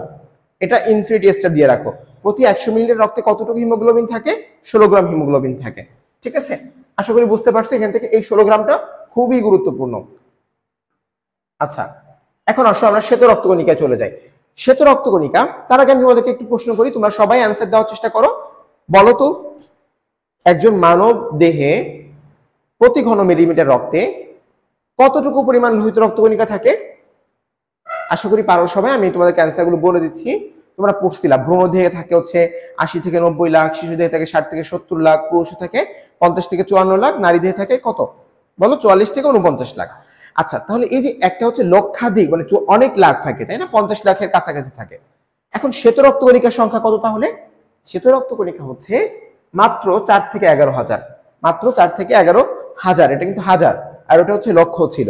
আচ্ছা, এখন মনে করো কারোর দেহে শ্বেত রক্তকণিকার সংখ্যা এই 4000 থেকে আরো কমে গেছে, তাহলে তখন সেটাকে আমরা কি বলবো? লিউকোপেনিয়া। কি বলবো সেটাকে আমরা? লিউকোপেনিয়া। আর যদি কোনো কারণে তার লোহিত রক্তকণিকার শ্বেত রক্তকণিকার সংখ্যা বেশি হয়ে গেছে, 11,000 থেকে বেশি হয়ে গেছে, তাহলে তখন সেটাকে আমরা বলবো লিউকোসাইটোসিস। কি নাম বলবো এটাকে আমরা? লিউকোসাইটোসিস। এখন তোমাদেরকে আমি একটা প্রশ্ন করি, যদি মনে করো কারো দেহে লোহিত রক্তকণিকার সংখ্যা কমে গেল, তাহলে তখন সেটাকে আমরা কি বলবো? কি বলবো বলো তো দেখি? অ্যানিমিয়া। কি বলবো সেটাকে আমরা? অ্যানিমিয়া। আর যদি লোহিত রক্তকণিকার সংখ্যা বেশি হয়ে যায়, তখন সেটাকে আমরা কি বলবো? পলিসাইথেমিয়া। তোমরা এগুলো জানো তাই না? এগুলো কিন্তু গুরুত্বপূর্ণ, পরীক্ষা আসবে, অ্যানিমিয়া, পলিসাইথেমিয়া। আচ্ছা, আর এটাকে আমরা কি বললাম, লিউকোপেনিয়া, আর এটা হচ্ছে লিউকোসাইটোসিস। ঠিক আছে, সংখ্যা কত, 4000 থেকে 11000। এই শ্বেত রক্তকণিকা হচ্ছে আমাদের দেহের ভ্রাম্যমান প্রতিরক্ষাকারী ইউনিট হিসেবে কাজ করে। ভ্রাম্যমান প্রতিরক্ষামূলক ইউনিট, মনে করো যে কোন একজন ব্যক্তির দেহে, মনে করো একজন ব্যক্তির হাতে এখানে একটা জীবাণু ঢুকছে, তো এই দেহের যে রক্তগুলো আছে এখানে মনে করো আপাতত আমার চামড়ার এখানে তো রক্ত নাই, তাই না, চামড়া এখানে তো বাইরের অংশে তো রক্ত নাই, চিমটি দিচ্ছে রক্ত বের হচ্ছে না, কিন্তু এই জীবাণুটা ঢুকছে, এই জীবাণু যখনই দেহের মধ্যে যাবে তখন সিগন্যাল পেয়ে শ্বেত রক্তকণিকা এখানে চলে আসবে, এসে জীবাণুটাকে ধ্বংস করার চেষ্টা করবে। এই যে সে চলাফেরা করে এবং জীবাণু ধ্বংস করে, এই জন্য তাকে বলা হয় ভ্রাম্যমান প্রতিরক্ষাকারী একক। ঠিক আছে, আচ্ছা এখন আসো আমরা সামনে যাই। এখানে কিছু প্রশ্ন আছে, আমি তোমাদেরকে আনসার গুলো বলবো না, তোমরা নিজেরা বাসায় চেষ্টা করবে এই প্রশ্নগুলো সবাই দেখে ফেলো, চেষ্টা করবো। আমি তোমাদের সবগুলো বলে দিচ্ছি, লিউকোসাইটোসিস কি জিনিস, নিউট্রোফিলের রং কি, ডায়াবেটিস কি, এটা তোমাদেরকে আমি বলে দিচ্ছি। ডায়াবেটিস কি আমি তোমাদেরকে বলে দিব। আচ্ছা, ডায়াবেটিস হচ্ছে, মনে করো এক্ষুনি আমি তোমাদেরকে যেটা বলছি, মনে করো যে সাপোজ এটা হচ্ছে একজন ব্যক্তির, মনে করো যে হাত পা কোনো একটা কিছু, তো এর মধ্যে মনে করো যে এইটা হচ্ছে তার রক্তনালী, সাপোজ মনে করো এটা হচ্ছে তার রক্তনালী। তো এখন তার দেহে একটা জীবাণু ঢুকলো, মনে করো তার দেহে এখানে একটা জীবাণু ঢুকছে, একটা জীবাণু ঢুকছে। এখন এই যে দেহ, তার এই দেহের মধ্যে তার হচ্ছে এখানে শ্বেত রক্তকণিকা ছিল, মনে করো এখানে তার শ্বেত রক্তকণিকা ছিল। দেখো মনে করো তার এখানে শ্বেত রক্তকণিকা ছিল, ঠিক আছে, এই যে এখানে শ্বেত রক্তকণিকা ছিল। তাহলে এই যে জীবাণুটা আছে, জীবাণুটা কিন্তু তার এই রক্তের বাইরে টিস্যুর মধ্যে, কিন্তু এই শ্বেত রক্তকণিকা গুলো, বিশেষ করে নিউট্রোফিল এই কাজটা বেশি করে। সে কি করবে, সে তখন যখনই বুঝতে পারবে যে এখানে একটা জীবাণু আসছে, তখন সে কি করবে জানো, এখানে কিন্তু শ্বেত রক্ত, এই যে রক্তনালীগুলো এর মাঝখানে মাঝখানে একটু ফাঁকা থাকে, এরকম ফাঁকা থাকে, এই ফাঁকা দিয়ে সে কি করবে, সাপোজ মনে করো এটা হচ্ছে একটা রক্তনালীর মধ্যে একটা গ্যাপ, ফাঁকা জায়গা, এটা হচ্ছে আমার নিউট্রোফিল। সে কি করবে, এখানে গিয়ে দেখবে যে তার, সে যাইতে পারতেছে না, তাই না, যাইতে পারতেছে না, সে তখন কোনো মতে এরকম চিকন হয়ে আস্তে আস্তে অল্প করে বের হবে, পরে এভাবে বের হয়ে পরে এদিকে চলে আসবে। ঠিক আছে, এই যে দেখো সেদিক দিয়ে তার আকার চেঞ্জ করবে, এরকম বের হয়ে আসবে, আস্তে আস্তে চিকন হয়ে বের হয়ে আসবে। তাহলে এই যে কোনো একটা শ্বেত রক্তকণিকা নিউট্রোফিল, সে যে লোহিত রক্তকণিকা, মানে তার যে রক্তনালী ছিল সেখান থেকে বের হয়ে এসে টিস্যুতে চলে গেল, এই প্রক্রিয়াকে ডায়াবেটিস বলে। আমার কথা বোঝা গেল? আমি আরেকবার বলি, ডায়াবেটিস হচ্ছে কোনো একটা শ্বেত রক্তকণিকা, বিশেষ করে নিউট্রোফিলের কথা বলা হচ্ছে, সেটা যদি দেখে যে কোনো কারণে তার দেহের মধ্যে একটা জীবাণু চলে আসছে টিস্যুর মধ্যে, তাহলে সে আর রক্তনালীর মধ্যে থাকবে না, শিরা ধমনীর মধ্যে থাকবে না, সে এখান থেকে বের হয়ে চলে আসবে এই জীবাণুটাকে ধ্বংস করার জন্য। এই যে বের হওয়ার যে প্রক্রিয়া, এটাকে বলা হয় ডায়াবেটিস। কি বলা হয়? ডায়াবেটিস। বুঝতে পারছো আশা করি? ঠিক আছে, আচ্ছা আমরা বেসোফিলের কথাগুলো বলবো সামনে আরো, ঠিক আছে, আমরা সামনে চলে যাই, তোমরা এইগুলোর অ্যান্সার বের করবা। দেখো বেসোফিলের কথা আমরা এখন বলবো। দেখো এই যে আমরা গ্রানুলোসাইট গুলোর কথা বলছিলাম, ইউসিনোফিল, বেসোফিল, নিউট্রোফিল, এর মধ্যে আমরা দেখো কয়েকটা কথা বলছি। একটা হচ্ছে বেসোফিল। এই বেসোফিল কি করে? বেসোফিল হচ্ছে হেপারিন তৈরি করে। কি তৈরি করে? হেপারিন তৈরি করে। সাথে আরো একটা জিনিস তৈরি করে, এটাকে আমরা বলি হিস্টামিন। কি বলি এটাকে আমরা? হিস্টামিন। ঠিক আছে, আচ্ছা তো এখন হিস্টামিন, তোমরা অ্যান্টিহিস্টামিনের নাম তো সবাই জানো, তোমরা খাইছো না? সবাই খাইছো মনে হয় আশা করি। ফেক্সো খাইছো, তারপরে হিস্টাসিন খাইছো, তাই না? এগুলো কিন্তু অ্যান্টিহিস্টামিন। তাহলে হিস্টামিনের কাজটা কি আসলে, তাই না? হিস্টামিন তৈরি করে কি? বেসোফিল। দেখো তোমাদেরকে একটু বোঝাই, বেসোফিল হেপারিন তৈরি করে। তোমাদেরকে যদি আমি প্রশ্ন করি যে ভাই তোমরা তো ক্লটিং ফ্যাক্টরের নাম জানো, যে ক্লটিং ফ্যাক্টর থাকে যেগুলো আমাদের রক্তকে জমাট বাঁধতে সাহায্য করে, তাহলে আমাদের রক্তনালীর মধ্যে রক্ত কেন জমাট বাঁধে না? রক্তনালীর মধ্যে রক্ত জমাট বাঁধে না, কেন বাঁধে না জানো? কারণ যখন রক্তগুলো এই রক্তনালীর মধ্যে থাকে, তখন এই রক্তনালীর মধ্যে যে অ্যান্টিকোয়াগুলেন্ট গুলো থাকে, যেগুলো আমাদের রক্ত জমাট বাঁধতে দিবে, রক্ত জমাট বাঁধাবে, হ্যাঁ রক্ত জমাট বাঁধাবে, তো এই যে কোয়াগুলেশন ফ্যাক্টর যেগুলো থাকে, এই ফ্যাক্টর গুলো তখন নিষ্ক্রিয় অবস্থায় থাকে। যেমন ফিব্রিনোজেন, এটা নিষ্ক্রিয় অবস্থায় থাকে, তো এই জন্য সে রক্ত জমাট বাঁধাতে পারে না, এটা একটা কথা। আর একটা হচ্ছে হেপারিন থাকে, হেপারিন হচ্ছে রক্তকে জমাট বাঁধতে দেয় না। হেপারিন হচ্ছে একটা অ্যান্টিকোয়াগুলেন্ট, সে কি করতে পারে না, রক্তকে জমাট বাঁধতে দেয় না। যদি আমাদের দেহের মধ্যে রক্ত জমাট বাঁধতো তাহলে কিন্তু আমরা সবাই মারা যাইতাম। যাদের তোমরা জানো যে যাদের হার্ট অ্যাটাক হয়, হার্ট ফেলিউর হয়, এদের কিন্তু সবারই কি হয়, রক্তনালীর মধ্যে রক্ত জমাট বেঁধে যায়, তাই না? আমরা এগুলো পড়বো আস্তে আস্তে, খেয়াল করো। তাহলে বেসোফিল দুইটা জিনিস তৈরি করে, একটা হচ্ছে হেপারিন আর একটা কি বললাম, হিস্টামিন। কি নাম বললাম ভাইয়া বলো? হিস্টামিন, ঠিক আছে, হিস্টামিন, হিস্টামিন, ঠিক আছে। তোমরা যে অ্যান্টি হিস্টামিন খাও, ফেক্সো খাও, সেটা ওই হিস্টামিনের বিরুদ্ধে কাজ করে, হিস্টামিনের বিরুদ্ধে কাজ করে। হিস্টামিন মূলত আমাদের দেহে জীবাণু ধ্বংস করতে বা হচ্ছে অ্যালার্জিক রিয়াকশন দিতে তৈরি করে। তো যখন আমাদের এই যে সর্দি কাশি হয় অ্যালার্জির কারণে, তখন হচ্ছে আমরা এই ফেক্সো গুলো খেয়ে থাকি। হ্যাঁ, আচ্ছা, এটা হচ্ছে বেসিক কথা। এখন আসো, তোমরা যদি কারোর কি বলে কৃমি হয়, তাহলে খুব কষ্ট করে একটা জীবন না, কষ্ট হয়, তাই না? অনেক কষ্ট হয়। তো এখানে একটা ছন্দ বোঝানোর জন্য বলছে আর কি, যে সিন মানে হচ্ছে পাপ, পাপ মানে হচ্ছে তোমার জীবনটা জাহান্নাম বানায় ফেলছে, মানে এটা হচ্ছে কৃমির লার্ভা।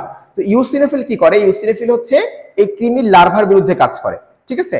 ইউসিনোফিল কৃমির লার্ভার বিরুদ্ধে কাজ করে এবং অ্যালার্জিক রিয়াকশন দেয়। অ্যালার্জিক রিয়াকশন মানে কি তোমরা বুঝো? মনে করো, মনে করো একজন ব্যক্তির দেহে আমি একটা থাপ্পড় দিলাম, এই থাপ্পড় আমার কিছু হয়েছে, হয় নাই, কিন্তু এই থাপ্পড়টা যদি একজন হাইপার সেন্সিটিভিটি এরকম আছে, এরকম যদি কোনো ব্যক্তি থাকে, মানে যার অ্যালার্জি আছে, হইতে পারে তার এই থাপ্পড়ের কারণে তার এই হাতটা ফুলে গেছে। বুঝতে পারছো? এটাকে আমরা মেডিকেলের টার্মে বলি হাইপার সেন্সিটিভিটি, মানে খুব বেশি সে সংবেদনশীল আর কি। তো এই যে অ্যালার্জিক রিয়াকশন গুলো, এটা কে দেয়? ইউসিনোফিল দেয়। তাহলে ইউসিনোফিল দুইটা কাজ করে, একটা হচ্ছে অ্যালার্জিক রিয়াকশনের বিরুদ্ধে কাজ করে, আর একটা হচ্ছে কৃমির লার্ভা ধ্বংস করে, ঠিক আছে। আচ্ছা, এখন আসো, এখানে একটা কথা বলা হয়েছে, এই যে দেখো, ম্যাক্রোফেজ, মোনোসাইট, নিউট্রোফিল, এই ব্যক্তিগুলো আসলে কি করে? এই মামনি দিয়ে মনে রাখতে পারো, এরা হচ্ছে সবাই ফ্যাগোসাইটোসিস করে। কি করে ভাইয়া বলো? ফ্যাগোসাইটোসিস, ফ্যাগোসাইটোসিস প্রক্রিয়ায় তারা জীবাণু ধ্বংস করে। তাহলে ফ্যাগোসাইটোসিস প্রক্রিয়ায় জীবাণু কে ধ্বংস করে? ম্যাক্রোফেজ, মোনোসাইট এবং নিউট্রোফিল। তাহলে তোমরা বলো তো দেখি, ম্যাক্রোফেজ এবং মোনোসাইটের মধ্যে পার্থক্য কি? পার্থক্যটা হচ্ছে, যখন এই যে একটু তোমাদেরকে বলছিলাম, রক্তনালীর মধ্যে যখন মনোসাইটটা থাকে তখন সেটাকে বলা হয় মনোসাইট। আর এইটা যখন রক্তনালী থেকে বের হয়ে যায়, মনে করো এটা রক্তনালীর মধ্যে ছিল, এটা এখান থেকে বের হয়ে টিস্যুতে চলে গেছে, তখন সেটাকে বলা হয় ম্যাক্রোফেজ। তোমাদের কাছে একটা প্রশ্ন থাকলো, তোমরা বলবা যকৃতের ম্যাক্রোফেজের নাম কি? যকৃতের ম্যাক্রোফেজের নাম কি? এটা নিজেরা খুঁজে বের করবা। আচ্ছা, এখন আসো, তাহলে তোমাকে প্রশ্ন আসবে, নিচের কোনটি ফ্যাগোসাইটোসিস করে? ম্যাক্রোফেজ, মোনোসাইট, নিউট্রোফিল, এই তিনটে ফ্যাগোসাইটোসিস করে, বাকিগুলো করে না। আরেকটা কথা আছে লিম্ফোসাইট, এটা তোমরা মনে রাখতে পারো। মনে রাখার জন্য এরকম ছন্দ দেওয়া হয়েছে, লম্ফো, মানে লম্ফো মানে কি? লাভ দেয়, তাই না? লিম্ফোসাইট থেকে লম্ফো মনে রাখবা। লাফালাফি করে কি? সৈনিকরা লাফালাফি করে। সো এই লিম্ফোসাইটকে বলা হয় আমাদের আণুবীক্ষণিক সৈনিক, ঠিক আছে, মাইক্রোস্কোপিক্যাল সোলজার বলা হয়, আণুবীক্ষণিক সৈনিক বলা হয়। আচ্ছা, কেন বলা হয়? কারণ এই লিম্ফোসাইট অ্যান্টিবডি তৈরি করে। কি তৈরি করে ভাই বলো? অ্যান্টিবডি তৈরি করে। আচ্ছা, এই লিম্ফোসাইট হচ্ছে দুই প্রকার, একটাকে বলা হয় বি লিম্ফোসাইট, আমি তোমাদেরকে দেখাচ্ছি, দেখো, একটাকে বলা হয় বি লিম্ফোসাইট, একটাকে বলা হয় টি লিম্ফোসাইট। বি লিম্ফোসাইট, একটা হচ্ছে টি লিম্ফোসাইট, ঠিক আছে। তো এই বি লিম্ফোসাইট থেকে মূলত হচ্ছে আমাদের অ্যান্টিবডি গুলো তৈরি হয়, আর টি লিম্ফোসাইট গুলো জীবাণুকে ধ্বংস করতে সাহায্য করে। এই জন্য আলটিমেটলি এই লিম্ফোসাইটকে বলা হয় আণুবীক্ষণিক সৈনিক। এই কথাগুলো কিন্তু জানতে হবে, অবশ্যই জানতে হবে। তোমরা আশা করি বুঝতে পারছো। আমি পরের স্লাইডে চলে যাই। আচ্ছা, দেখো, এখানে কিছু কথা বলা হয়েছে, আমাদের অনুচক্রিকা বা প্লেটলেট এর সংখ্যা কত, কোন জায়গা থেকে উৎপত্তি হয়, কোথায় ধ্বংসপ্রাপ্ত হয়, কি কি কাজ করে। আচ্ছা, কি কি কাজ করে এখানে তোমরা পড়বা। হ্যাঁ, বইয়ের মধ্যে একটা ছক আছে, এটা তোমরা পড়বা। সে কিছু গ্যাস তৈরি করে, গ্যাস তৈরি করে রক্তনালীকে সংকুচিত করতে সাহায্য করে। সে কিন্তু জীবাণু ধ্বংস করতে সাহায্য করে, মানে প্রতিরক্ষার জন্য কাজ করে, ঠিক আছে। সে হচ্ছে কি করে? আমাদের রক্তকে জমাট বাঁধতে সাহায্য করে। এরকম অনেকগুলো কথা আছে, একটু রিডিং দিবা। কাজগুলো আমি তোমাদের গুরুত্বপূর্ণ গুলো বলে ফেললাম। সে কিছু গ্যাস তৈরি করে, রক্তনালীকে সংকুচিত করে। দেখো, মনে করো যে এটা হচ্ছে একটা রক্তনালী, যদি এরকম বড় ছিদ্র থাকে তাহলে এখানে বেশি বেশি রক্ত বের হবে। সো এটা কি করবে জানো? এটাকে চিকন করে দিবে যেন রক্ত কম বের হয়। আবার রক্ত যখন বের হবে, অনুচক্রিকাগুলো কি করবে? এখানে একটা জালের মতো তৈরি করবে যেন এখান থেকে রক্তনালীকা বের হইতে না পারে, ঠিক আছে। আচ্ছা, রক্ত বের হইতে না পারে। তারপর এটা কি করবে? আমাদের প্রতিরক্ষায় কাজ করবে, জীবাণু ধ্বংস করতে সাহায্য করবে। এই কথা, তিনটে কথা জানবা আর কি, আরো জানবা, বাট এই তিনটে অবশ্যই মনে রাখবা। দেখো সংখ্যা কত, সংখ্যাটা গুরুত্বপূর্ণ। তোমরা জানো যখন কারো কোনো একজন ব্যক্তি ডেঙ্গু জ্বর হয় তখন কিন্তু তার অনুচক্রিকার সংখ্যা প্লেটলেট অনেক কমে যায়, ঠিক আছে, অনেক কমে যায়। তাহলে তখন কি হয় জানো, যদি মনে করো কারো রক্তের মানে অনুচক্রিকার সংখ্যা কমে গেল, কি হবে তাহলে? তখন হবে হচ্ছে তার রক্ত জমাট বাঁধবে না, রক্ত জমাট বাঁধবে না, ঠিক আছে, কারণ তার অনুচক্রিকা কমে গেছে, রক্ত জমাট বাঁধতে পারতেছে না, তখন তার দেহে এরকম লাল লাল র্যাশ তৈরি হবে। তোমরা জানো যে অনেকে ডেঙ্গু জ্বরে হিমোরেজিক ফিভার বলে, হ্যাঁ, তো হিমোরেজিক শক সিনড্রোম আছে, এগুলো থাকলে তখন গায়ে হচ্ছে এরকম লাল লাল লাল লাল ডট ডট তৈরি হয়। এগুলো হচ্ছে আমাদের কি হচ্ছে, তখন তার প্লেটলেট সংখ্যা কমে যাচ্ছে, এজন্য আর কি। তো প্লেটের সংখ্যা কত আসলে? প্লেটের সংখ্যা হচ্ছে আমরা অন অ্যাভারেজ ধরি 1.5 লাখ থেকে 4 লাখ। এটা এক এক বইতে এক এক রকম আছে, কোন বইতে 1.5 লাখ থেকে 2.5 লাখ, কোন বই 1.5 লাখ থেকে 3 লাখ এরকম আছে। তোমরা তোমাদের আপডেট বই যেটা আছে মানে একদম লেটেস্ট এডিশন যেটা আসবে ওইটা থেকে অ্যান্সার করবা। আপাতত এখন যে এডিশন চলতেছে সেখানে 1.5 লাখ থেকে 4 লাখের কথা বলা হয়েছে, তবে এটা বললাম। আচ্ছা, কোন জায়গা থেকে তৈরি হয়, কোন জায়গা তৈরি হয়? এটা হচ্ছে আমাদের লাল অস্থি মজ্জার মধ্যে একটা কোষ আছে, এটাকে বলা হয় মেগা ক্যারিওসাইট। কি বলা হয়? মেগা ক্যারিওসাইট। মেগা মানে কি? বড়। কিছু কোষ থাকে এগুলো হচ্ছে অনেক বড় বড় সাইজ হয়। আরেকটা শব্দ তোমরা শুনবা, স্টেম সেল। স্টেম সেল মানে কি জানো? স্টেম সেল মানে হচ্ছে যে কোষটা থেকে অন্য একটা কোষ তৈরি হইতে পারে, এটাকে বলা হয় স্টেম সেল। এই স্টেম সেলের মধ্যে কিছু কোষ থাকে যারা একটু আকারে বড়, এটাকে বলা হয় মেগা ক্যারিওসাইট। এই মেগা ক্যারিওসাইট থেকে আমাদের অনুচক্রিকাগুলো তৈরি হয়, ঠিক আছে। আচ্ছা, ধ্বংসপ্রাপ্ত হয় কোথায়? এটা আমি তোমাদের বাসার কাজ দিলাম, এটা তোমরা খুঁজে বের করবা। আমি 3টে অ্যান্সার বলে দিলাম, বা এই একটা তোমরা খুঁজে বের করবা, ঠিক আছে। আমি কিন্তু আগেও একটা প্রশ্ন দিছিলাম, মনে আছে? এই প্রশ্নগুলো তোমরা খুঁজে খুঁজে বের করবা। আমি বলে দিচ্ছি আস্তে আস্তে, বাট তারপর তোমরা খুঁজবা বাসায়। দেখো এখানে একটা পার্থক্য দেওয়া আছে, লোহিত রক্তকণিকা, শ্বেত রক্তকণিকা, অনুচক্রিকা। এর মধ্যে এই জায়গাটা লোহিত রক্তকণিকার নিউক্লিয়াস আছে, এই কথাটা যেমন সত্য, নিউক্লিয়াস নাই এটাও সত্য। পার্থক্যটা কোথায়? লোহিত রক্তকণিকা যখন ইম্যাচিউর থাকে, ছোট থাকে, তখন সেখানে নিউক্লিয়াস থাকে। কিন্তু যখন সে বড় হইতে শুরু করে, মনে করো এটা হচ্ছে একটা ছোট বাচ্চা নিউক্লিয়াস, মানে একটা লোহিত রক্তকণিকা, তার মধ্যে নিউক্লিয়াস আছে, কিন্তু এই লোহিত রক্তকণিকার তো অক্সিজেন ধারণ করতে হবে, তার তো অনেক বড় একটা ফাঁকা জায়গা দরকার। এই জন্য সে কি করে, তখন একসময় সে চাপ দিতে দিতে এই লোহিত রক্তকণিকার নিউক্লিয়াসটাকে সে বের করে ফেলে। তখন যখন সে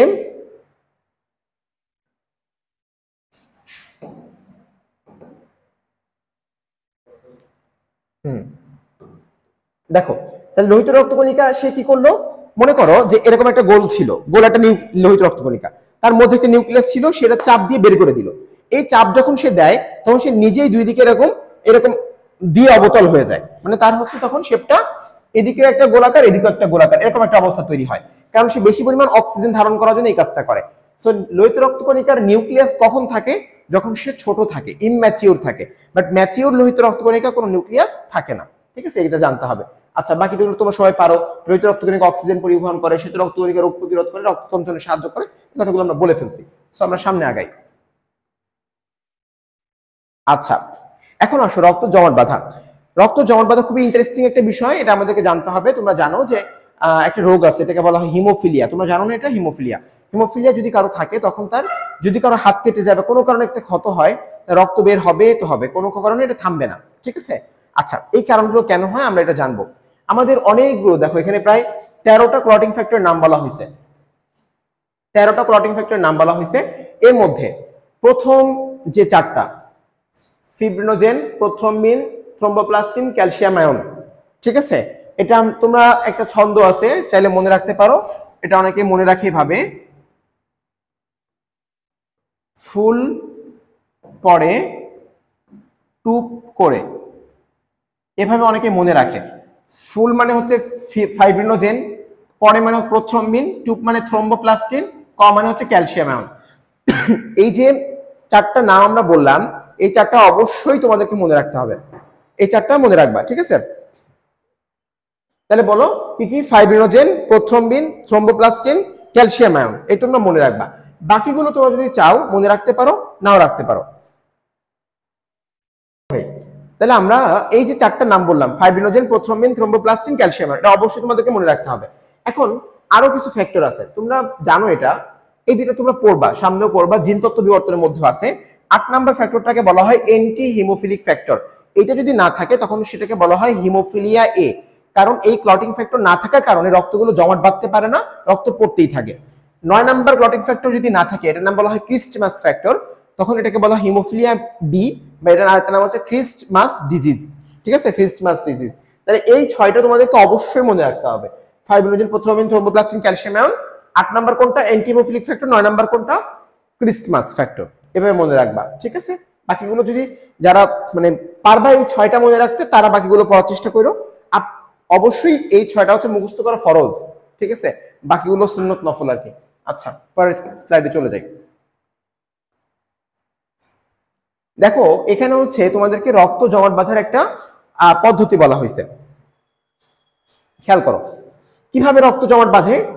আমাদের 2টা পদ্ধতি আছে, একটাকে আমরা বলি ইন্ট্রিনসিক পাথওয়ে। আমি তোমাদেরকে একটু কালারটা চেঞ্জ করে দিই। দেখো একটা হচ্ছে ইন্ট্রিনসিক পাথওয়ে, একটা হচ্ছে এক্সট্রিনসিক পাথওয়ে। মনে করো যে কারো একটা দেহে কোনো একটা আঘাত পাইলো, সে ট্রমা হইলো, তো রক্তনালীগুলো ছিঁড়ে গেল। মনে করো কেউ তাকে একটা ধাক্কার মাইট দিল, তাহলে কি হলো? এখানে রক্ত অ্যাক্সিডেন্ট হইলো, এখানে রক্তনালীগুলো ছিঁড়ে গেল।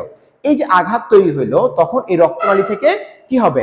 একটা পদ্ধতি শুরু হবে, একটা কিছু ক্লটিং ফ্যাক্টর তৈরি হবে, ক্লটিং ফ্যাক্টর সিগন্যাল পাবে। সেই পদ্ধতিকে আমরা বলি এক্সট্রিনসিক পাথওয়ে। এরকম আরেকটা পদ্ধতি আছে যেটাকে বলা হয় ইন্ট্রিনসিক পাথওয়ে। এই যে 2টা পদ্ধতি, এই 2টা পদ্ধতি কি করে খেয়াল করো। যে কোনো ভাবেই হোক, যদি এই সিগন্যালগুলো তৈরি হয়, তারা প্রথ্রম্বিন নামক আমার যে ক্লটিং ফ্যাক্টর আছে, তোমরা জানো একটু আগে বলছি ফাইব্রিনোজেন, প্রথ্রম্বিন, তাই না? এই প্রথ্রম্বিন একটা হচ্ছে একটা নিষ্ক্রিয় একটা ক্লটিং ফ্যাক্টর। তো প্রথ্রম্বিনটাকে তারা তখন থ্রম্বিনে রূপান্তর করে। কিসে রূপান্তর করে? থ্রম্বিনে রূপান্তর করে। এরপর দেখো এখানে ছিল 12 নাম্বার ক্লটিং ফ্যাক্টর। এই 12 নাম্বার ক্লটিং ফ্যাক্টরটা তখন ইনঅ্যাক্টিভ ছিল। দেখো এই যে এক্স ডাবল আই, তাই না? 12 নাম্বারটা যখন এ হয়, এ মানে হচ্ছে activated clotting factor. So inactive থেকে সেটা অ্যাক্টিভেটেড হইলো। থ্রম্বিনটা, এই যে দেখো থ্রম্বিনটা এই 12 নাম্বার অ্যাক্টিভেটেড ক্লটিং ফ্যাক্টর 12 এর সাথে যখন আসবে, তখন সেটা কি করবে? ফাইব্রিনোজেন। কি নাম বললাম? ফাইব্রিনোজেন। এই ফাইব্রিনোজেন, মনে রাখবো যদি কোনো একটা শব্দ শেষে জেন থাকে, সেটাকে নিষ্ক্রিয় বোঝায়। কি বোঝায়? নিষ্ক্রিয়।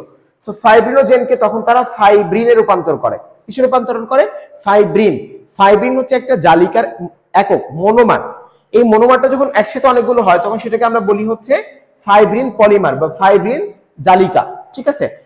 অর্থাৎ প্রথ্রম্বিন থেকে থ্রম্বিন হইলো, থ্রম্বিন কি করলো? ফাইব্রিনোজেনকে ফাইব্রিন রূপান্তর করলো। এগুলো এরকম একসাথে এরকম একটা জালির মতো তৈরি করে। এই জালিটা ভেদ করে তখন রক্তনালী বের হইতে পারে না। রক্তনালী না, সরি, রক্ত বের হইতে পারে না। রক্ত বের হইতে পারে না, কারণ দেখো এই জালিগুলো ভেদ করে এর যে সাইজ, রক্তকণিকার যে সাইজ, সেটা ভেদ করে চলে আসতে পারে না। সো আলটিমেটলি রক্ত পড়া বন্ধ হয়ে যাবে, তাই না? বিষয়টা হচ্ছে এরকম। এরকম এরকম অনেকগুলো এরকম জালির মতো তৈরি করবে, জালির মতো তৈরি করবে। সো এই জালি দিয়ে যে এখানে রক্তগুলো যাবে, রক্তের সাইজটা তো এর থেকে বড়, এই ছিদ্র থেকে বড়। সো এটা এখানে যাইতে পারবে না, আটকায় যাবে। প্রত্যেকটা ছিদ্রে এরকম রক্তনালী, রক্তকণিকাগুলো আটকায় যাবে, রক্ত বের হইতে পারবে না। সো আলটিমেটলি আমার রক্তপাত বন্ধ হবে। এটা হচ্ছে আমার রক্তপাত বন্ধের উপায়। এখানে আরো কিছু কথা আছে, যে যদি আমার বেশি পরিমাণ এরকম রক্ত জমাট বাঁধতেই থাকতো, তাহলে তো সব রক্ত জমাট বেঁধে যাইতো, তাই না? কিন্তু এটা হবে না, কারণ এখানে কিছু আরো কিছু পদার্থ আছে। এখানে দেখো প্লাজমিন আছে, ফিব্রিনোলাইসিস আছে। এগুলো কি করে? অপ্রয়োজনীয় যে রক্ত জমাট বাঁধা, সেগুলো প্রিভেন্ট করে, তাই না? আল্লাহ কি সুন্দর একটা সিস্টেম করে দিয়েছে, যতটুকু প্রয়োজন ঠিক ততটুকুই রক্ত জমাট বাঁধবে, এর বেশি বাঁধলে কিন্তু আবার আমাদের সমস্যা, ঠিক আছে? এই জন্য আল্লাহ খুব ভালো একটা সিস্টেম করে দিয়েছে। দেখো এই যে একটু আগে তোমাদেরকে আমি যে প্রশ্নটা করছিলাম, দেখো প্রশ্নটা হচ্ছে তোমাদের মাথায় এরকম প্রশ্ন আসে কিনা, রক্তনালীর ভিতরে রক্ত কেন জমাট বাঁধে না? একটু আগে বললাম যে রক্ত, আমাদের রক্তের মধ্যে ক্লটিং ফ্যাক্টর আছে, তো রক্ত তো সব জমাট বেঁধে যাওয়ার কথা, বাট জমাট বাঁধতেছে না। এর 3টা কারণ আছে। হ্যাঁ, কারণটা হচ্ছে একটা তো বললাম যেখানে ক্লটিং ফ্যাক্টর যেগুলো থাকে এগুলো নিষ্ক্রিয় অবস্থায় থাকে। একটা হচ্ছে এর মধ্যে হেপারিন থাকে। হেপারিনটা কি বলছিলাম? অ্যান্টিকোয়াগুলেন্ট, রক্ত জমাট বাঁধতে দেয় না। আরেকটা হচ্ছে 4টা কারণ বলতে পারবা। আরেকটা হচ্ছে রক্তনালী, যেটা মনে করো এটা হচ্ছে একটা রক্তনালী, এই রক্তনালীর মধ্যে রক্তের স্রোত অনেক বেশি থাকে, অনেক জোরে থাকে, সো রক্তটা জমাট বাঁধতে পারে না। আর হচ্ছে এই রক্তনালীর ভিতরের যে যে ত্বকটা, এন্ডোথেলিয়াম বলে এটাকে আমরা, এন্ডোথেলিয়াম, এটা অনেক মসৃণ থাকে, স্মুথ থাকে, সো রক্ত এখানে কোথাও বাধা প্রাপ্ত হয় না, সো জমাট বাঁধে না, ঠিক আছে? এই 4টা কারণ মনে রাখবা। কি কি বললাম বলো তো দেখি, আবার বলো, তোমরাই বলো। হেপারিন থাকে, হেপারিন রক্ত জমাট বাঁধতে বাধা দেয়। ক্লটিং ফ্যাক্টরগুলো নিষ্ক্রিয় অবস্থায় থাকে। রক্তনালী অনেক স্মুথ এবং রক্তের গতি অনেক বেশি থাকে, ঠিক আছে? প্রশ্ন আসতে পারে নিচের কোনটির কারণে রক্তনালীর ভিতর রক্ত জমাট বাঁধে না, এরকম একটা প্রশ্ন আসতে পারে, অপশন দেওয়া থাকবে। এখন দেখো এই যে জায়গাটা, এই জায়গাটা তোমাদেরকে বুঝতে হবে কি লেখা আছে, দুইটা ভাগ করা আছে। এটা হচ্ছে আমাদেরকে বলে দিছে এটার নাম হচ্ছে প্লাজমা, এটার নাম হচ্ছে সেরাম। পার্থক্য কি? পার্থক্য হচ্ছে প্লাজমা আমাদের বডির একটা অংশ, এটা সবসময় রক্তের মধ্যে যে তরল পদার্থগুলো থাকবে এটার নামই হচ্ছে প্লাজমা। প্লাজমার মধ্যে রক্ত মানে অনেকগুলো পদার্থ আমি তোমাদেরকে একটু দেখাইছিলাম যে গ্যাস থাকে, আয়ন থাকে, প্রোটিন থাকে, অনেক কিছু থাকে, ক্লটিং ফ্যাক্টর থাকে। বাট সেরাম হচ্ছে রক্ত জমাট বেঁধে গেছে, রক্ত জমাট, এই যে তোমাদেরকে একটু দেখাইছিলাম না, এই যে এরকম এরকম জালিকা বেঁধে গেছে। তো এর মধ্যে যখন রক্তনালী রক্তগুলো বের হইতে পারতেছে না, এখানে মনে করো রক্তগুলো এরকম আটকায় গেছে, বের হইতে পারতেছে না, তখন কি হবে? রক্ত বের হইতে পারবে না, ফাইব্রিনোজেন বা ক্লটিং ফ্যাক্টর বের হবে না, বাট কিছু তরল পদার্থ, শুধুমাত্র তরল পদার্থ বের হবে। এই যে শুধুমাত্র তরল পদার্থটা বের হইলো, যার মধ্যে রক্ত কণিকা নাই, যার মধ্যে প্রোটিন গুলো নাই, যার মধ্যে ক্লটিং ফ্যাক্টর নাই, এই বিষয়গুলোকে আমরা তখন বলবো সেরাম। ঠিক আছে, কি বলবো? এটাকে আমরা সেরাম বলবো। আচ্ছা, আর প্লাজমা হচ্ছে রক্তের নরমাল যে তরল অংশটা, সেটাকে আমরা প্লাজমা বলতেছি। এখানে দেখো ব্লাড সেল থাকে, অনুচক্রিকা থাকে, ক্লটিং ফ্যাক্টর গুলো থাকে, সেই দুইটা পার্থক্যটা পড়বা। প্রশ্ন আসতে পারে নিচের কোনটি সেরামের বৈশিষ্ট্য, নিচের কোনটি প্লাজমার বৈশিষ্ট্য। খুবই গুরুত্বপূর্ণ একটা জায়গা, এটাকে আমরা বলতেছি লসিকা। কি নাম বলতেছি ভাইয়া? লসিকা। ঠিক আছে, লসিকা। লসিকা কি জিনিস? এটার নাম হচ্ছে, আমরা যদি বলি লিম্ফ, একটা শব্দ আছে লিম্ফ, এই সম্পর্কে তোমাদেরকে জানতে হবে। আমাদের বডিতে লিম্ফেটিক সিস্টেম বলে একটা কথা আছে। তাহলে একটা কথা তোমাদেরকে বলি, মনে করো, কি মনে করবো বলো তো দেখি, মনে করো যে আমি আজকে বার্গার খাইলাম, পিৎজা খাইলাম, অনেক কিছু খাইলাম, বা খুব 10-12টা 100টা ডিম খেয়ে ফেলছি। এই যে প্রোটিন গুলো আমার পুরো বডিতে যাচ্ছে, আমি তোমাকে আর একটু সামনে নিয়ে দেখাই। হ্যাঁ, ছবিটা একটু সামনে নিয়ে দেখাই। দেখো এই জায়গাটা খেয়াল করো, দেখো যদি আমাদের দেহে এরকম রক্তনালী আছে, মনে করো ওনার পুরো বডিতে তো রক্তনালী আছে, তো এরকম রক্তনালীগুলো দিয়ে আমাদের দেহে, এই রক্তনালীগুলো দিয়ে রক্ত যাতায়াত করতেছে। বাট একটা সময় আসে যখন এই সাইডে একটা রক্তনালী আছে, এই দুইটা রক্তনালী যখন একত্রিত হবে, ঠিক এই জায়গাটাতে এরকম অনেকগুলো এরকম সুতার মতো অংশ তৈরি হবে, মানে ছোট ছোট রক্তনালী তৈরি হবে। ঠিক আছে, দেখো এরকম অনেকগুলো রক্তনালী তৈরি হবে। এই জায়গাটাকে আমরা বলি তখন কৈশিক জালিকা। কি বলি এটাকে? এই যে জায়গাটা যেখানে অনেকগুলো রক্তনালী তৈরি হলো, এই যে জায়গাটা, এটাকে আমরা বলতেছি কৈশিক জালিকা। এখন চিন্তা করো যে আমার রক্তগুলো যাচ্ছে, এদিক দিয়ে রক্ত যাচ্ছে, এদিক দিয়ে যাচ্ছে, তো এই জায়গাটাতে রক্তগুলো এসে কি হয়? কিছু আদান প্রদান হয়, কিছু পদার্থের আদান প্রদান হয়। কি মনে করো যে এখান থেকে আমার কিছু প্রোটিন এই রক্তনালী থেকে বের হয়ে এরকম জমা হইতে থাকলো, দেহের মধ্যে জমা হইতে থাকলো। আর প্রোটিনের একটা বৈশিষ্ট্য হচ্ছে, সে কি করবে? প্রোটিন বা অন্য যে কোনো একটা পদার্থ বৈশিষ্ট্য হচ্ছে তারা দেহ থেকে এই পানিগুলো টেনে নিবে। তাহলে দেখো এখান থেকে কিছু পানি এখানে চলে আসবে, চারি সাইডে এরকম পানি জমা হইতে থাকবে। এখন যদি এই যে পানি সহ এই প্রোটিনটাকে যদি আমি বের করে দিতে না পারি, এরা কিন্তু বের হইতে পারে বাট ভিতরে আর যাইতে পারে না, জাস্ট বের হইতে পারে বাট ভিতরে যাইতে পারে না। যদি এরকম বের হইতে থাকে এবং তার চারিপাশে পানি জমতে থাকে আর ভিতরে যাইতে পারতেছে না রক্তনালীর মধ্যে, তাহলে আলটিমেটলি আমার দেহটা ফোলা শুরু করবে। ঠিক আছে, তোমরা এরকম কি কখনো দেখছো? আমি তোমাদেরকে আর একটু বড় করে দেখাই। দেখো এই যে দেখো ওনার পায়ের দিকে তাকাও, এই যে একটা অংশ দেখা যাচ্ছে, এটা হচ্ছে ওনার পা। এটা রোগটার নাম হচ্ছে এলিফ্যান্টিয়াসিস। কি বলা হয় এটাকে? এলিফ্যান্টিয়াসিস। এটা কেন হয় জানো? কারণ ওনার দেহে এরকম জীবাণুর কারণে এই জায়গাটা ব্লক হয়ে গেছে। ব্লক হওয়ার কারণে এখান থেকে যে পদার্থগুলো বের হয়েছে এগুলো আর যাইতে পারবে না, এগুলো এখানে বাইরে জমা হয়ে আছে। তখন ওখানে অনেক পানি জমা হয়ে গেছে, এই জায়গাটা তখন তার পাটা আস্তে আস্তে ফোলা শুরু করছে, এরকম হাতির পায়ের মতো হয়ে গেছে। সেই জন্য এটাকে আমরা বলি এলিফ্যান্টিয়াসিস। তো এই যে এলিফ্যান্টিয়াসিস বা এরকম পা ফুলে যাওয়া, যেটা বাংলা অনেকে গোদ রোগ বলে, তো তো এইটাকে আল্লাহ এমন সিস্টেম করে দিচ্ছে যেন এটা না হয়, এরকম একটা সিস্টেম আছে আমাদের দেহে। এই সিস্টেমটাকে আমরা বলি হচ্ছে লিমফেটিক সিস্টেম। কি বলে এটাকে আমরা? Lymphatic system. ঠিক আছে, খেয়াল করো, আমি তোমাদেরকে দেখাচ্ছি। এই যে দেখো, সহজ করে বোঝাই, মনোযোগ দাও। এটা হচ্ছে আমাদের হার্ট, হৃৎপিণ্ড। এই হৃৎপিণ্ড থেকে দেখো অনেকগুলো নালী বের হইছে। আচ্ছা, আমি হলুদ কালার ইউজ করি, তাহলে তোমরা দেখতে পাবা। দেখো এই যে নালীগুলো বের হইছে, এখান থেকে রক্ত যাতায়াত করতেছে। এই জায়গাটার নাম হচ্ছে কৈশিক জালিকা, ঠিক আছে, বা ক্যাপিলারি। তো এই কৈশিক জালিকা আসার পর এখানে অনেকগুলো পদার্থ এরকম বের হয়ে যাবে, এরকম জমা হইতে থাকবে। এগুলো তো আর ওখানে ঢুকতে পারবে না।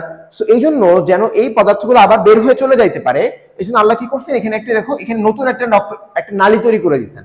এই নালীটাকে আমরা বলি হচ্ছে লিমফেটিক ভেসেল। লিমফেটিক ভেসেল বা লসিকা নালী। কি বলে এটাকে আমরা? লসিকা নালী। এই লসিকা নালী তখন এই পদার্থগুলোকে তার মধ্যে টেনে নিবে, নিয়ে এখানে আছে লিম্ফ নোড। লিম্ফ নোড থাকে যেগুলো লসিকা এই রসটা তৈরি করে, এবং আলটিমেটলি তারা দেখো এখান থেকে সে যেহেতু এই, আবার বুঝো, সে এই পদার্থগুলো, হলুদ হলুদ যে পদার্থগুলোর কথা বলতেছি, এগুলো আর এর মধ্যে ঢুকতে পারতেছে না, এই নালীর মধ্যে যাইতে পারতেছে না, হার্টেও যাইতে পারতেছে না। সো তখন তারা এই লসিকা নালী দিয়ে ঘুরে এসে এই বড় নালীর মধ্যে চলে আসবে। তাহলে আলটিমেটলি এখানে যেগুলো ছিল সেগুলোকে জমতে পারলো না, কিন্তু কারণ সে এই ক্যাপিলারি থেকে বের হইছে কিন্তু আর ঢুকতে পারতেছে না, এই জন্য সে লসিকা নালীতে গিয়ে বড় নালীতে ঢুকলো। ঠিক আছে, বড় নালীতে চলে গেল, তখন আর এখানে জমলো না। তাহলে তার এই যে এলিফ্যান্টিয়াসিস বা গোদরোগ, এটা আর হবে না। এই যে অবস্থাটা, এটাকে আমরা বলি হচ্ছে লসিকা তন্ত্র। কি বলে এটাকে আমরা? লসিকা তন্ত্র বা লিমফেটিক সিস্টেম। তো আমি তাহলে তোমাদের সামনে চলে যাই, একটু আগের থেকে দেখাই। এই যে দেখো, লসিকা থেকে দেখো, লসিকার মধ্যে দুই ধরনের উপাদান থাকে, একটা হচ্ছে কোষবিহীন উপাদান, এই যে একটা হচ্ছে কোষবিহীন উপাদান, আর একটা হচ্ছে কোষ উপাদান। কোষ উপাদানের মধ্যে যে শ্বেত রক্তকণিকা থাকে, লিম্ফোসাইট থাকে। হ্যাঁ, কি কি থাকে ভাই বলো? শ্বেত রক্তকণিকা থাকে আর লিম্ফোসাইট থাকে। কোষবিহীন উপাদানের মধ্যে এইগুলো থাকে। সেটা জানতে হবে যে লসিকার মধ্যে কিন্তু শ্বেত রক্তকণিকা, লিম্ফোসাইট থাকে। লসিকা হচ্ছে আমাদের দেহে রোগ প্রতিরোধের অংশ নেয়। একটা হচ্ছে সে তো আমাদের দেহে অপ্রয়োজনীয় পদার্থগুলোকে বের করে দিচ্ছে, আবার হচ্ছে সে রোগ প্রতিরোধে অংশ নিচ্ছে। ঠিক আছে, খুবই গুরুত্বপূর্ণ একটা বিষয়। খেয়াল করো, এই যে লসিকা তন্ত্র, এই লসিকা নালীটা হচ্ছে দুই প্রকার। দেখো, লসিকা নালীটা হচ্ছে দুই প্রকার।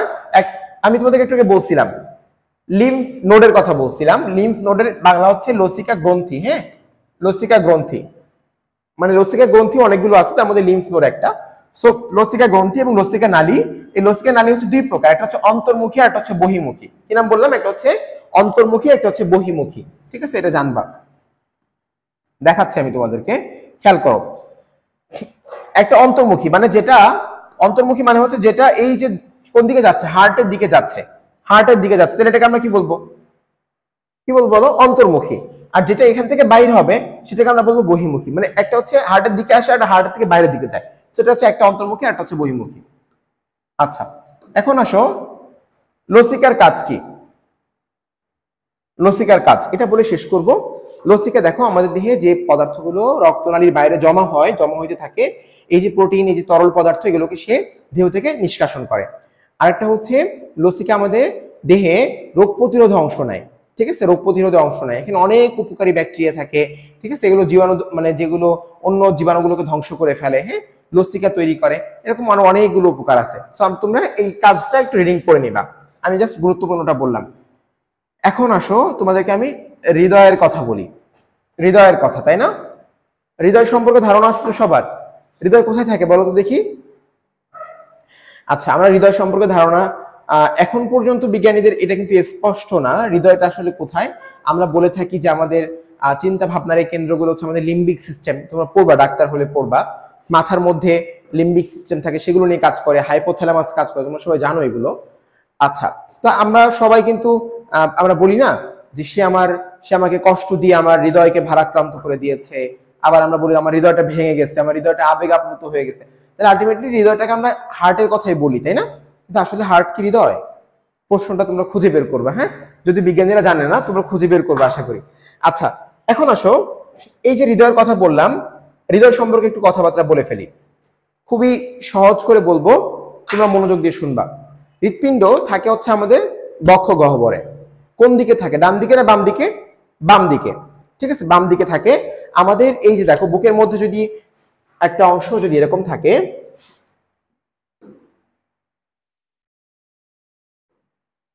দেখো এরকম যদি আমাদের এই যে বুকের মধ্যে যে পাঁজরগুলো আছে বা রিবস গুলো আছে, এই রিবস গুলো যদি এরকম থাকতে থাকে, তাহলে এরকম পঞ্চম বক্ষদেশীয় কোষেরুকা মানে 5 নাম্বার যে কোষেরুকা আছে, মানে পরশুকা, সরি কোষেরুকা না, তুমি যদি গুনতে থাকো তাহলে পঞ্চম, ফিফথ ইন্টারকোস্টাল স্পেস বলা হয় ইংরেজিতে। তাহলে তোমরা এরকম 5 নাম্বার, 1 2 3 4 5 এরকম 5টা নাম্বার যে ফাঁকা জায়গা, সেখানে গিয়ে তোমরা হৃৎপিণ্ডের এই অংশটা পাবা, অ্যাপেক্সটা পাবা, মানে অ্যাপেক্স পাবা বলতে সূচালো অংশটা পাবা। হৃৎপিণ্ডের দুইটা অংশ, এই সূচালো অংশটাকে বলা হয় অ্যাপেক্স, আর এই অংশ পিছনের অংশটাকে বলা হয় বেজ, ঠিক আছে, অ্যাপেক্স বেজ বলা হয়। আচ্ছা এখন খেয়াল করো, এই হৃৎপিণ্ডের আকার আকৃতি একটা কথা বলা হয়েছে, এটা হচ্ছে ত্রিকোণাকার একটা মোচার মতো দেখতে, একটা অ্যাপেক্স থাকে মানে একটা সূচালো অংশ থাকে, আর একটা বেজ থাকে। কোন দিকে দেখো, মধ্যচ্ছদের উপরে দুই ফুসফুসে মাঝ বরাবর থাকে, এটাও জানলা। আবরণ, হৃৎপিণ্ডের আবরণটাকে বলা হয় পেরিকার্ডিয়াম। কি নাম বলা হয় ভাই বলো সবাই? পেরিকার্ডিয়াম। কার্ডিওলজিস্ট নাম শুনছো না, হৃদরোগ বিশেষজ্ঞ। তো কার্ডিও মানে হচ্ছে হার্ট বা হৃৎপিণ্ড, তার বাইরের আবরণ, তার নামটা কি হলো? পেরিকার্ডিয়াম। এখন তোমাদের কাছে আমার প্রশ্ন হচ্ছে, বলতো অস্থির আবরণকে বা বোনসের আবরণকে কি বলে? পেরিঅস্টিয়াম। তরুণাস্থির আবরণকে কি বলে? পেরিকন্ড্রিয়াম। ঠিক আছে, এভাবে প্রত্যেকটা আবরণে আগে পেরি যুক্ত থাকে। আচ্ছা, প্রাচীর, প্রাচীর হচ্ছে হৃৎপিণ্ডের প্রাচীর 3টা স্তরে বিভক্ত, আমরা সামনে দেখব, চলো দেখি।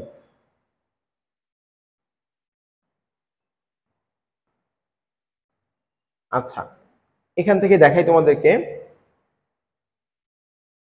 এই যে দেখো, এই জায়গাটা খেয়াল করলে খুব সুন্দর করে বুঝতে পারবা। তাহলে হৃৎপিণ্ডের যদি আমরা বলি যে প্রাচীর মানে হচ্ছে এই যে অংশটা, এই অংশটা তোমরা দেখতে পাচ্ছ কি? আমি গাঢ় কালার দিচ্ছি, দেখো এই যে অংশটা, এই অংশটা তোমরা যদি চিন্তা করো, তাহলে হৃৎপিণ্ডের 3টা অংশ আছে একদম বাইরে থেকে। একদম বাইরে থাকে হচ্ছে পেরিকার্ডিয়াম আবরণ, এটাকে যদি তোমরা সরাই ফেলো, এই যে বাইরে একটা স্তর পাবা, এটাকে বলা হয় এপিকার্ডিয়াম। কি বলা হয় ভাইয়া? এপিকার্ডিয়াম, মানে একদম বাইরের স্তর, এপিকার্ডিয়াম। এরপর মাঝখানে যে অংশটা আছে, যেটা তোমরা মাংস দেখতে পাচ্ছ, এই অংশটাকে বলা হয় মায়োকার্ডিয়াম। আমি অন্য একটা কালার দিই, এটাকে বলা হয় মায়োকার্ডিয়াম, হলুদ কালার যেটা আমি দিচ্ছি। আর যদি আমি বলি যে ভিতরের যে ফাঁকা জায়গাটা, এই ফাঁকা জায়গাটাকে বলা হয় এন্ডোকার্ডিয়াম।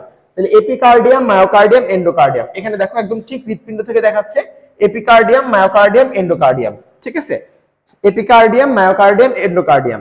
আর হৃৎপিণ্ডের আবরণের নাম কি? পেরিকার্ডিয়াম। এই কথাগুলো জানতে হবে। এখন আসো তোমাদেরকে যেটা বোঝাচ্ছে এই ছবিতে, একটা হচ্ছে প্রকোষ্ঠ আর একটা হচ্ছে কপাটিকা। দেখো হৃৎপিণ্ডের প্রকোষ্ঠগুলো দেখো বা চেম্বার গুলো যদি আমরা একটু বলি, হৃৎপিণ্ডের চেম্বারের কথা যদি বলি, দেখো এইটা একটা চেম্বার, এই যে এটা হচ্ছে একটা চেম্বার, এটা একটা চেম্বার, এটা একটা চেম্বার, এটা একটা চেম্বার, দেখা যাচ্ছে আশা করি, তাই না? আচ্ছা খেয়াল করো, আমি তোমাদেরকে আর একটু গাঢ় কালার দিয়ে দেখাই। দেখো এই যে দেখো, এটা আমি যদি তোমাদেরকে এইভাবে দেখাই, আমি দাঁড়ায় আছি, তাহলে আমার ডান দিকটা হবে রাইট সাইড, বাম দিকটা হবে লেফট সাইড। খেয়াল করো, রাইট সাইডে উপরে যেটা থাকবে সেটাকে আমরা বলবো রাইট অ্যাট্রিয়াম। ইংরেজি নামগুলো মুখস্থ করো, রাইট অ্যাট্রিয়াম বা ডান অলিন্দ। কি বলবো এটাকে আমরা? ডান অলিন্দ। নিচে আসো, এটাকে বলবো আমরা রাইট ভেন্ট্রিকল বা ডান নিলয়। এখন আসো বাম দিকে, বাম side, left atrium, left atrium, নিচে থাকবে left ventricle. Okay, right atrium, left atrium, right ventricle, left ventricle. বোঝা গেল? এগুলো হচ্ছে প্রকোষ্ঠ, 4টা চেম্বার থাকে হার্টের। কপাটিকা, দেখো কপাটিকা মানে হচ্ছে, আমরা তোমরা বলো না যে তার হচ্ছে হার্টের ভালভের অপারেশন হয়েছে, শুনছো না তোমরা? ছোটবেলায় গ্রামে যারা থাকো সবাই শুনবা, এই যে হার্টের যে ভালভের অপারেশন হয়েছে। আমি ছোটবেলায় কি মনে করতাম জানো? ভালভ মানে হচ্ছে এই যে টিউব লাইটের মতো ভালভ আর কি, হার্টের মধ্যে মনে এরকম আলো জ্বলে, এটা মনে করতাম। বাট আসলে কি জিনিস এটা? এগুলো হচ্ছে একটা পর্দার মতো, এই যে পর্দার মতো, ঠিক আছে? এগুলো হচ্ছে কি করে? এগুলো রক্তের যাতায়াত নিয়ন্ত্রণ করে, রক্তের যাতায়াত নিয়ন্ত্রণ করে, ঠিক আছে? আচ্ছা, তাহলে এগুলো হচ্ছে ভালভ বা কপাটিকা। কপাটিকা যার এরকম 3টা পত্র থাকবে, 1টা 2টা 3টা এরকম থাকবে, তাদেরকে আমরা বলবো হচ্ছে ট্রাইকাসপিড ভালভ। যার 2টা থাকবে তাকে আমরা বলবো বাইকাসপিড ভালভ, এরকম আর কি, ঠিক আছে? চলো সামনে আগাই। আচ্ছা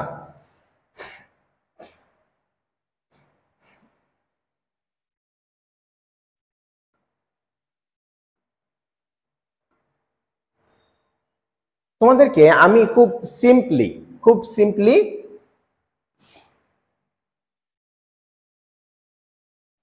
আচ্ছা এই ছবিটা দিয়ে বুঝাই, খেয়াল করো সবাই। দেখো ভাইয়া, আমরা যদি তোমাদেরকে একটু বোঝানোর চেষ্টা করি, আমার দেহে খুব সিম্পলি বুঝো, আমি যে খাবারগুলো খাচ্ছি এই খাবারগুলো থেকে আমার দেহে শক্তি তৈরি হচ্ছে। তাহলে খাবার থেকে শক্তি তৈরি যে প্রক্রিয়াটাকে আমরা কি বলি? শ্বসন বলি, তাই না? শ্বসন বা কি বলি আমরা? রেসপিরেশন।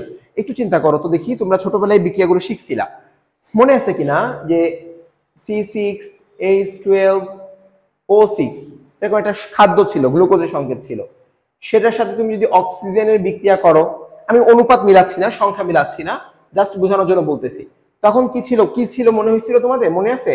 কার্বন ডাই অক্সাইড তৈরি হয়েছিল, প্লাস পানি তৈরি হয়েছিল, প্লাস হচ্ছে এটিপি তৈরি হয়েছিল, শক্তি তৈরি হয়েছিল। তাহলে দেখো, আমার এই যে অক্সিজেন গুলো খাবার পরিপাকে মানে খাবারকে জারিত করতে কাজে লাগে, এই অক্সিজেন গুলোকে খাবার পর্যন্ত অর্থাৎ কোষ পর্যন্ত কে নিয়ে যায়? রক্ত নিয়ে যায়। আবার এই রক্ত যখন কাজগুলো শেষ করে ফেললো, কার্বন ডাই অক্সাইড তৈরি হলো, এই কার্বন ডাই অক্সাইডটা আমার দেহ থেকে বের করার জন্য ফুসফুসের কাছে কে নিয়ে যায়? এটাও রক্ত নিয়ে যায়। তাহলে এই দুইটা পরিবহনে কিন্তু রক্ত করে। ঠিক আছে, বুঝতে পারছো? আচ্ছা, এখন দেখো কিভাবে করে, কখন অক্সিজেন কখন কার্বন ডাই অক্সাইড, এই বিষয়গুলো আমরা এখন শিখবো।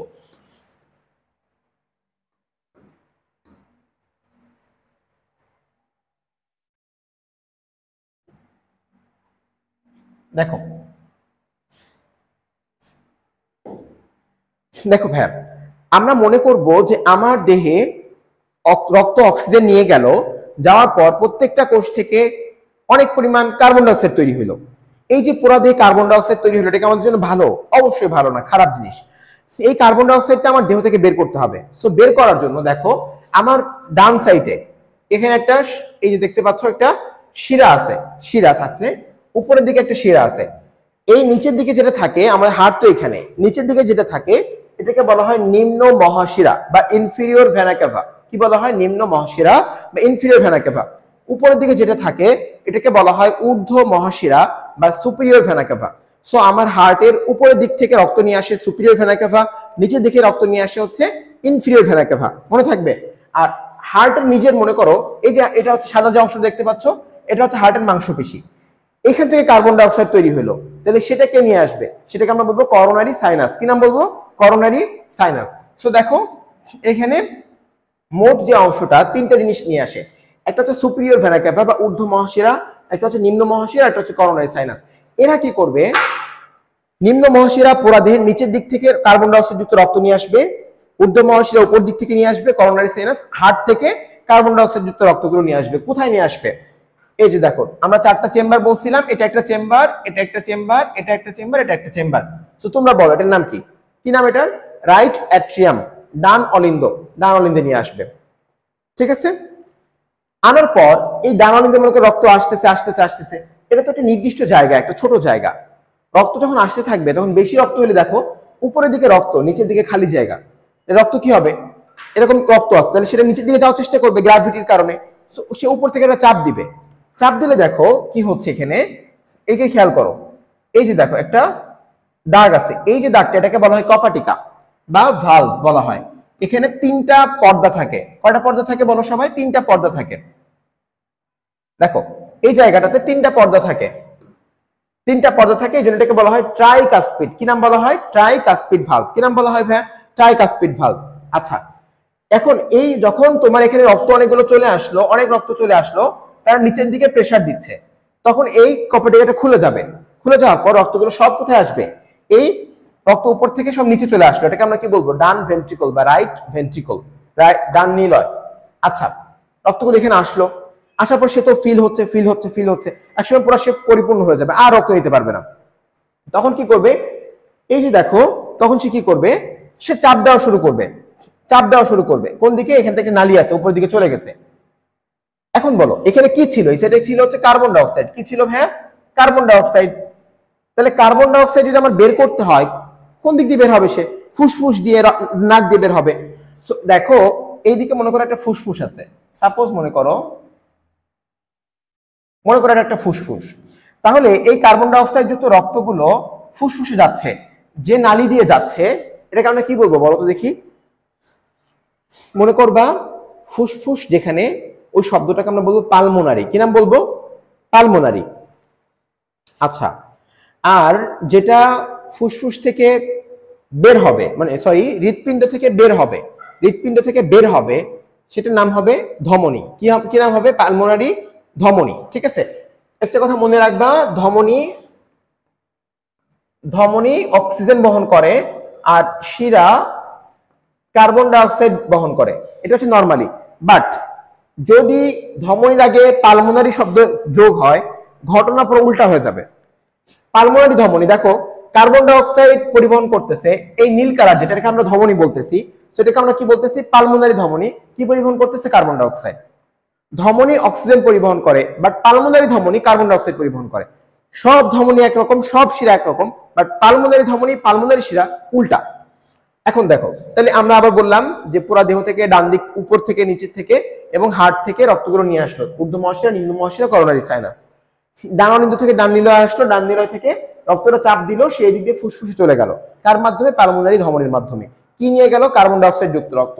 ফুসফুস এই রক্তগুলোকে নিয়ে আমরা শ্বাস নিচ্ছি, শ্বাসটা যাচ্ছে কোথায়? ফুসফুসে, অক্সিজেনটা যাচ্ছে, আবার নিঃশ্বাস ত্যাগ করতেছি, কার্বন ডাই অক্সাইডটা বের হয়ে যাচ্ছে। সো এই ফুসফুসের মধ্যে ছিল হচ্ছে অক্সিজেন, আর ওখানে গেল হচ্ছে carbon die oxide. So carbon die অক্সাইডটা যখন যাবে, অক্সিজেন কি করবে? অক্সিজেনটা তখন এখান থেকে বের হবে। বের হয়ে দেখো এই যেখানে নালী আছে, দেখো এই যে নালী আছে, দেখো এখানে নালী আছে। এই নালীগুলো এসে আসবে হচ্ছে, সবগুলো আসবে হচ্ছে এই বাম অলিন্দে। কোথায় আসবে বলো ভাই? বাম অলিন্দে। কি নিয়ে আসবে?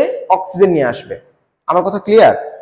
আরেকবার রিপিট করি, পালমোনারি ধমনীর মাধ্যমে ডান নিলয় থেকে কার্বন ডাই অক্সাইড যুক্ত রক্ত গেল হচ্ছে ফুসফুসে, ফুসফুস থেকে অক্সিজেন যুক্ত রক্ত এই শিরাগুলো, এগুলোকে আমরা কি বলবো? পালমোনারি শিরা। কি নাম বলবো? পালমোনারি শিরা। সেগুলো অক্সিজেন নিয়ে আসবে কোথায়? বাম অলিন্দে। আনার পর বাম অলিন্দ চাপ দিবে, দেখো সে নিচের দিকে চলে যাচ্ছে। আমি কালারটা চেঞ্জ করি, খেয়াল করো, এই যে দেখো চাপ দিল, এখানে অক্সিজেন চলে আসলো, অক্সিজেন ছিল এখানে। এই অক্সিজেনটা এরপরে এখান থেকে একটা, এই যে এদিকে একটা মহাশিরা আছে, অনেক বড় একটা মহাধমনী, সরি শিরা না, এখান থেকে একটা মহাধমনী বের হয়েছে, এটাকে আমরা বলি আর্চ অফ অ্যাওর্টা। অ্যাওর্টা মানে ধমনী, মহাধমনী। আর্চ মানে বাঁকা, এই ধমনীটা এরকম একটা বাঁকা থাকে, সেই জন্য এটাকে বলা হয় আর্চ অফ অ্যাওর্টা। এরা কি করলো? বাম অলিন্দ থেকে এই যে অক্সিজেনটা পুরো দেহে নিয়ে চলে গেল। এটা যদি বুঝতে পারো, এই অধ্যায় শেষ। আমি আবার রিপিট করি, সবাই রেডি? 1 মিনিট রিপিট করব, ঠিক আছে?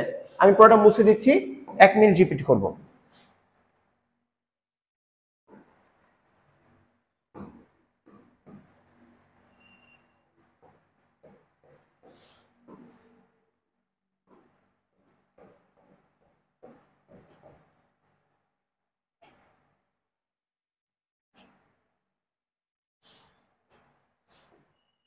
খেয়াল করো, আচ্ছা আমরা এখন রিপিট করি।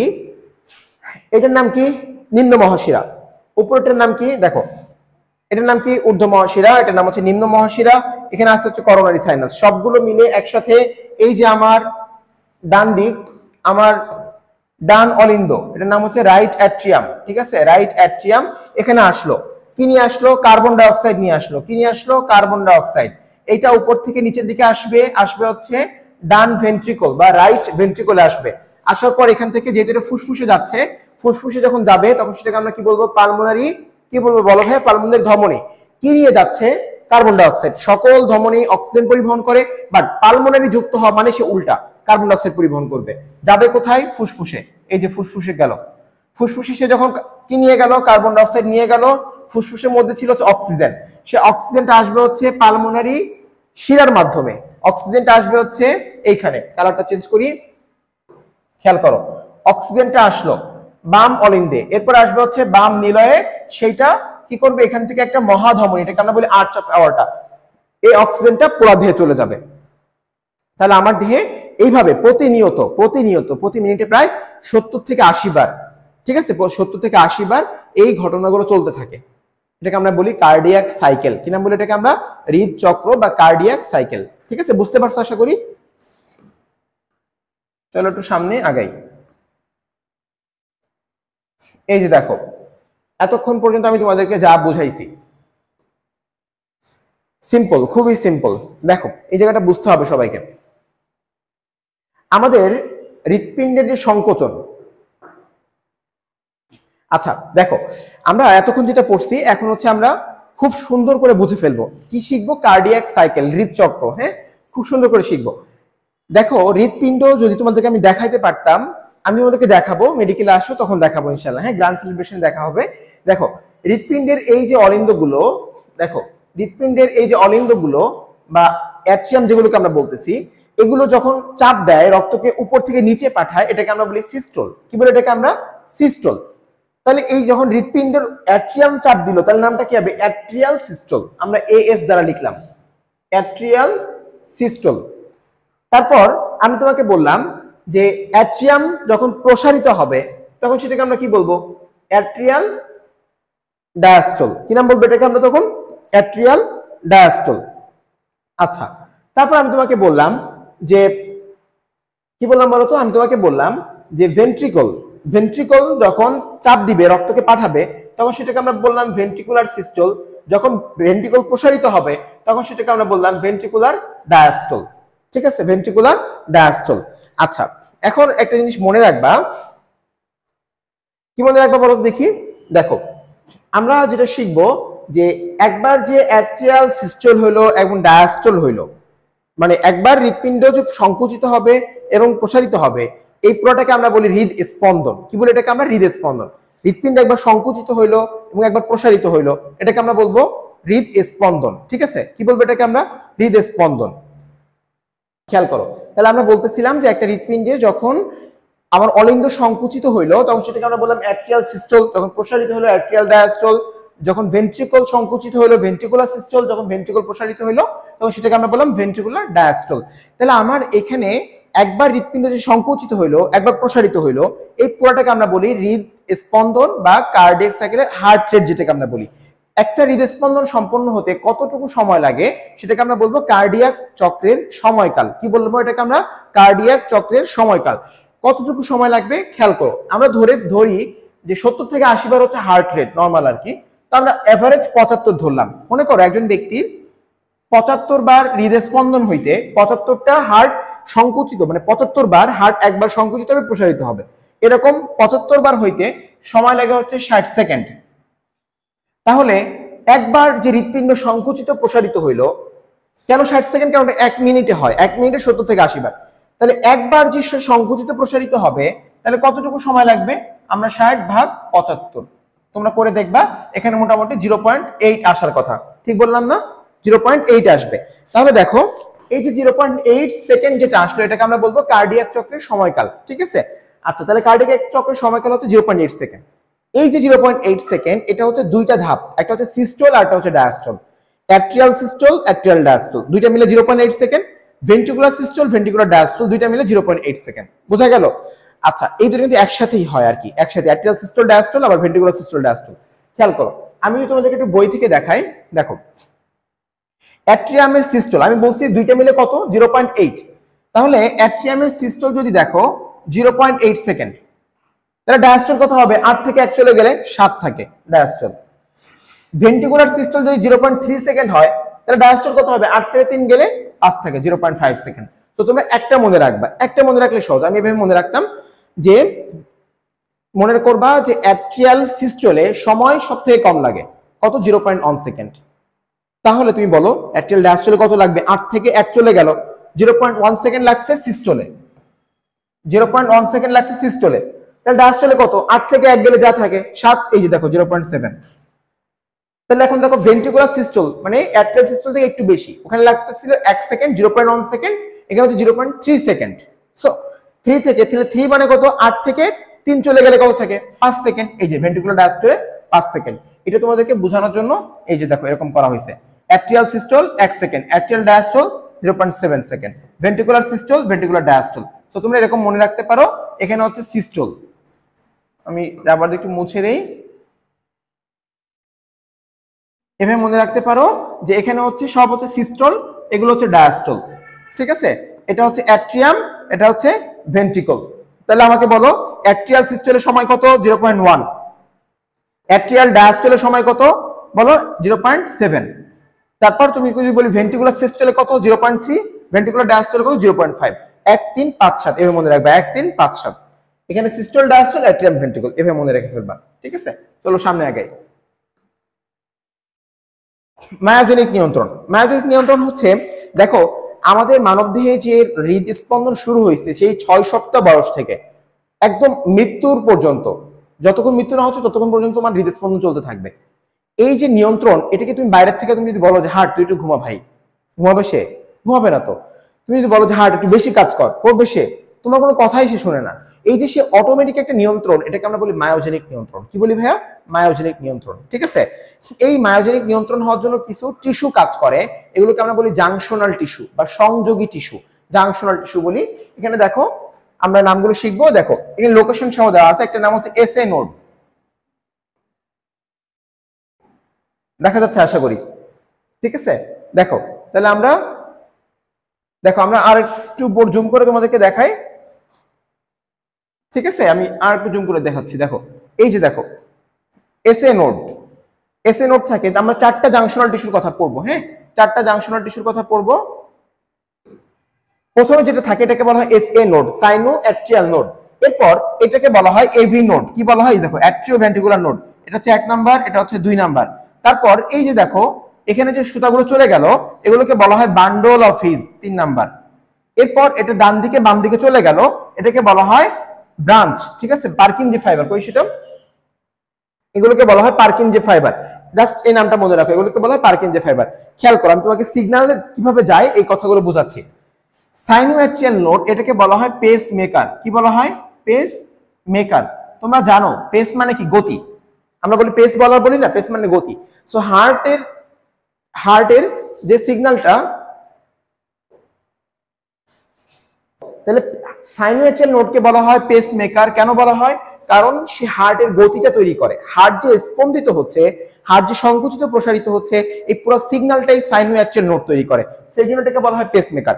এই সিগন্যালটা খেয়াল করো তোমরা, তোমাদেরকে দেখাই। এই যে দেখো সিগন্যালটা এই যে নীল কালি বরাবর এইদিকে চলে যাচ্ছে, এদিকে চলে যাচ্ছে, এদিকে চলে যাচ্ছে। এই সিগন্যালগুলো যে যাচ্ছে এখানে এভি নোডে আসবে, এভি নোডে আসবে। একটা জিনিস তুমি দেখো, সাইনোঅ্যাট্রিয়াল নোডটা বড়, অ্যাট্রিওভেন্ট্রিকুলার নোডটা ছোট। তাহলে সে যতটুকু কাজ করতে পারবে, এভি নোড কি ততটুকু কাজ করতে পারবে? পারবে না। তাহলে কি হলো? বেশি বেশি ওয়ার্কলোড পড়ে যাবে, এটা চাপ পড়ে যাবে না? চাপ পড়ে যাবে। এই জন্য আল্লাহ একটা সুন্দর সিস্টেম করে দিচ্ছেন যেন হৃৎপিণ্ড মানে এখানে কোনো ধরনের অ্যাবনর্মালিটি তৈরি না হয়। কি হবে? যে সাইনোঅ্যাট্রিয়াল নোড থেকে এই অ্যাট্রিওভেন্ট্রিকুলার নোডে সময় আসতে, মানে একটা সিগন্যাল আসতে সময় লাগে 0.03 সেকেন্ড। এরপর এই অ্যাট্রিওভেন্ট্রিকুলার নোডে এসে সে একটু দেরি করে। আমি তোমাদেরকে বই থেকে দেখাই, দেখো দেখাচ্ছি।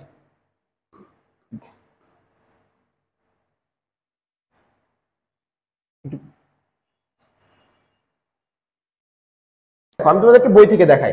দেখো আমাদের এসএ নোড থেকে যে সিগন্যালটা আসবে সেটা এভি নোডে যাইতে 0.03 সেকেন্ড। দেখো আমি তোমাদেরকে যেটা বলতেছিলাম, 0.03 সেকেন্ড সময় লাগবে। এইটা যখন এভি নোডে আসবে, আসার পর 0.09 সেকেন্ড সিগন্যালটা ওয়েট করবে যেন এভি নোড কাজটা শেষ করতে পারে। এই যে 0.09 সেকেন্ড সে দেরি করলো, এটাকে বলা হয় এভি নোডাল ডিলে। কি বলা হয় এটাকে? AV nodal delay. কতক্ষণ সময় লাগে? 0.09 সেকেন্ড। ওকে, তারপর সেটা থেকে ভেন্ট্রিকুলে যাবে 0.04 সেকেন্ড, মোট হচ্ছে 0.16 সেকেন্ড সময় লাগে। খেয়াল করো, আমি তোমাদেরকে এখন স্লাইড থেকে দেখাই। এই যে দেখো এখানে সিগন্যালটা তৈরি হইলো, এই এভি নোড পর্যন্ত যাইতে তার সময় লাগে 0.03 সেকেন্ড। যাওয়ার পর তার কথা ছিল যে সিগন্যালটা সে পুরাটা পাস করে দিবে, কিন্তু সে পাস করবে না। সে কি করবে? এখানে এখানে সে 0.09 সেকেন্ড ওয়েট করবে, ওয়েট করবে। এই যে ওয়েট করলে এটাকে বলা হয় এভি নোডাল ডিলে। প্রশ্নটা খুবই গুরুত্বপূর্ণ। এভি নোডাল ডিলে কতটুকু সময়কে বলা হয়? 0.09 সেকেন্ড। ঠিক আছে, তারপর এখান থেকে বাকিটা সময় যাইতে, নিচের দিকে যাইতে তার 0.04 সেকেন্ড সময় লাগে। তাহলে দেখো এই তিনটা যোগ করবা, দেখবা মোট আসবে হচ্ছে 0.16 সেকেন্ড। সো একটা প্রশ্ন আসে, এসএ নোডে তৈরিকৃত সিগন্যাল ভেন্ট্রিকলে পৌঁছাইতে, দেখো এসএ নোডে তৈরিকৃত সিগন্যাল ভেন্ট্রিকলে পৌঁছাইতে মোট কতটুকু সময় লাগে? 0.16 সেকেন্ড সময় লাগে। ঠিক আছে, আচ্ছা আচ্ছা এখন দেখো তাহলে আমরা এটা জানলাম। তাহলে SA node, AV node, bundle of His, তারপর হচ্ছে এই যে এই ব্রাঞ্চগুলো, এগুলোকে বলা হয় পার্কিনজি ফাইবার। কি বলা হয় এগুলোকে? Purkinje fibre. ঠিক আছে, চলো আমরা সামনে আগাই। দেখো এই যে এই সিগন্যালগুলো, এইগুলো হচ্ছে ইলেকট্রিক্যাল সিগন্যাল। হ্যাঁ, ইলেকট্রিক্যাল সিগন্যাল। এই দেখো এখানে একটা সিগন্যাল দেখা যাচ্ছে, এই সিগন্যালগুলো এখান থেকে এখানে আসবে, তারপর বান্ডল অফ হিস দিয়ে যাবে, তারপর পুরো হার্টে চলে যাবে। এভাবে হার্টগুলো কাজ করে। তারপর দেখো দেখো আমরা যদি ব্লাড প্রেশার নিয়ে একটু কথা বলি, তোমরা একটু চিন্তা করো যে যখন আমাদের হৃৎপিণ্ড সংকুচিত হয়, মনে করো আমার এর মধ্যে রক্ত আছে, যখন সংকুচিত হবে তখন কি প্রেশার, হার্টের প্রেশার কেমন হবে? আমি সহজ করে বলি, দেখো এটা একটা রক্তনালী, এখানে মনে করো সাপোজ আমার হার্ট আছে, সাপোজ হার্টটা আছে, তাহলে এই যে রক্তগুলো যখন আমার হৃৎপিণ্ড চাপ দিবে, সংকুচিত হবে, তখন রক্ত বেশি ফোর্স নিয়ে যাবে এবং তারা এই রক্তর এই নালীর দেয়ালে চাপ দিতে থাকবে। এটাকে আমরা বলবো হচ্ছে সিস্টোলিক প্রেশার। কি বলবো? সিস্টোলিক প্রেশার, কারণ হৃৎপিণ্ড চাপ দিল, তোমাদেরকে একটু আগে বলছিলাম চাপ দেওয়ার পরে সেটাকে সিস্টোল বলি। সো এই যে এটাকে আমরা বলবো সিস্টোলিক প্রেশার। আচ্ছা, এখন হৃৎপিণ্ড যখন প্রসারিত হয় তখনও কিন্তু এখানে রক্ত থাকে, তাহলে এই যে প্রেশারটা দিবে এটাকে আমরা কি বলবো? Diastolic pressure. তাহলে তোমরা আমাকে বলো কোন প্রেশারটা বেশি, সিস্টোলিক প্রেশার বেশি না ডায়াস্টোলিক প্রেশার বেশি? অবশ্যই সিস্টোলিক প্রেশার বেশি, কারণ হৃৎপিণ্ড চাপ দিল তারপরে যে প্রেশার সেটা হচ্ছে সিস্টোলিক প্রেশার। তোমরা সবাই শুনে ফেলছো যে আমাদের রক্তের স্বাভাবিক চাপ কত? 120/80। এখন তোমরাই বলো কোনটা সিস্টোলিক কোনটা ডায়াস্টোলিক? অবশ্যই সিস্টোলিক হচ্ছে 120, ডায়াস্টোলিক হচ্ছে 80 মিলিমিটার অফ মার্কারি। ঠিক আছে? আচ্ছা, এখন দেখো এখানে কিছু কথা বলছে, উচ্চ রক্তচাপ মানে কত? 140/90। নিম্ন রক্তচাপ মানে কত? 100/50। হ্যাঁ, সহজ কথা তুমি এটা মনে রাখবা, যদি এর থেকে উপরের দিকে যায় তাহলে হাই প্রেশার, নিচের দিকে গেলে লো প্রেশার, বেশি তেমন কিছু নেই। চলো সামনে আগাই। আচ্ছা, খুবই গুরুত্বপূর্ণ এই যে ব্যারো রিসেপ্টর, মানে হচ্ছে আল্লাহ আমাদের দেহের মধ্যে একটা মেকানিজম দিচ্ছেন যেন হচ্ছে আমাদের এই ব্লাড প্রেশারটা একটা নর্মাল পদ্ধতিতে চলতে থাকে, যেন ছোটখাটো বিষয়ে এটা অ্যাবনর্মাল আচরণ না করে। কারণ কি, দেখো তোমরা স্ট্রোকের নাম শুনছো তাই না? স্ট্রোকের নাম শুনছো না? যে মানুষ চিন্তা করতেছে হঠাৎ করে তার স্ট্রোক হয়ে গেছে, হয় না এরকম? কেন হয়? কারণ হচ্ছে যখন সে চিন্তা করতেছে তখন তার কি হচ্ছে বলো দেখি? রক্তের প্রেশার বেড়ে যাচ্ছে। তো রক্তের প্রেশার যখন বাড়বে তখন কি হবে? এই যে রক্তনালী, মনে করো যে এই রক্তনালী, ছোট একটা রক্তনালী, এর মধ্যে বেশি পরিমাণ যদি আমি রক্ত দিয়ে ফেলি রক্তনালীটা ছিঁড়ে যাবে, রক্তপাত হবে ব্রেনের মধ্যে। ঠিক আছে? ব্রেনে ব্লিডিং হবে, রক্তপাত হবে। সো তখন স্ট্রোক হওয়ার সম্ভাবনা বাড়বে। আল্লাহ তাআলা আমাদের এই পুরো মেকানিজমটা এমনভাবে সেট করছেন যেন এরকমটা নরমালি না হয়, খুব বেশি সমস্যা না হলে। এই যে সিস্টেমটা, এটাকে আমরা বলি ব্যারো রিসেপ্টর মেকানিজম। কি বলি এটাকে? আমরা বলবো হ্যাঁ ব্যারো রিসেপ্টর মেকানিজম। কি বলি? Barrow receptor. So barrow receptor হচ্ছে দুই প্রকার, একটাকে আমরা বলবো উচ্চ চাপ ব্যারো রিসেপ্টর, একটাকে বলবো নিম্ন চাপ ব্যারো রিসেপ্টর। আচ্ছা, একটু সহজ করে বলি। রিসেপ্টর মানে হচ্ছে, রিসেপ্টর মানে তোমরা যে জানো, আমরা তোমরা সবাই জানো যে আমাদের হচ্ছে কিছু সেন্সরের কথা তোমরা তো শুনছো তাই না? তখন তোমরা কোনো সায়েন্স ফেয়ারে গেছো, সেন্সরের কথা শুনছো না? যে কিছু সিগন্যাল বহন করতে পারে। তো ঠিক তেমনই আমাদের বডির মধ্যে, যে একটু আগে দেখাইছিলাম আর্চ অফ অ্যাওর্টা, মহাধমনী তাই না? ওইখানে দেখো, ওইখানে আল্লাহ এখানে একটা রিসেপ্টর দিয়ে দিচ্ছেন, আমি তোমাদেরকে দেখাচ্ছি। দেখো এই যে দেখো আমাদের এই আর্চ অফ অ্যাওর্টার এখানে আমাদের কিছু রিসেপ্টর আছে, এখানে কিছু রিসেপ্টর থাকে এবং উপরের দিকে গেলে এখানে কিছু ক্যারোটিড যে সাইনাস থাকে, এখানে একটা গর্ত আছে, এটাকে বলা হয় ক্যারোটিড সাইনাস। ওখানের মধ্যে কিছু রিসেপ্টর থাকে, অর্থাৎ একটা সেন্সর, দুইটা সেন্সর থাকে। একটা কোথায় বললাম বলো? একটা হচ্ছে আর্চ অফ অ্যাওর্টা, একটা হচ্ছে ক্যারোটিড সাইনাস। সাইনাস মানে গর্ত আর কি, এখানে একটা গর্ত থাকে। হ্যাঁ, এখানে দেখা যাচ্ছে না। তো এই ক্যারোটিড সাইনাস এবং আর্চ অফ অ্যাওর্টায় দুইটা রিসেপ্টর আছে, দুইটা সেন্সর আছে।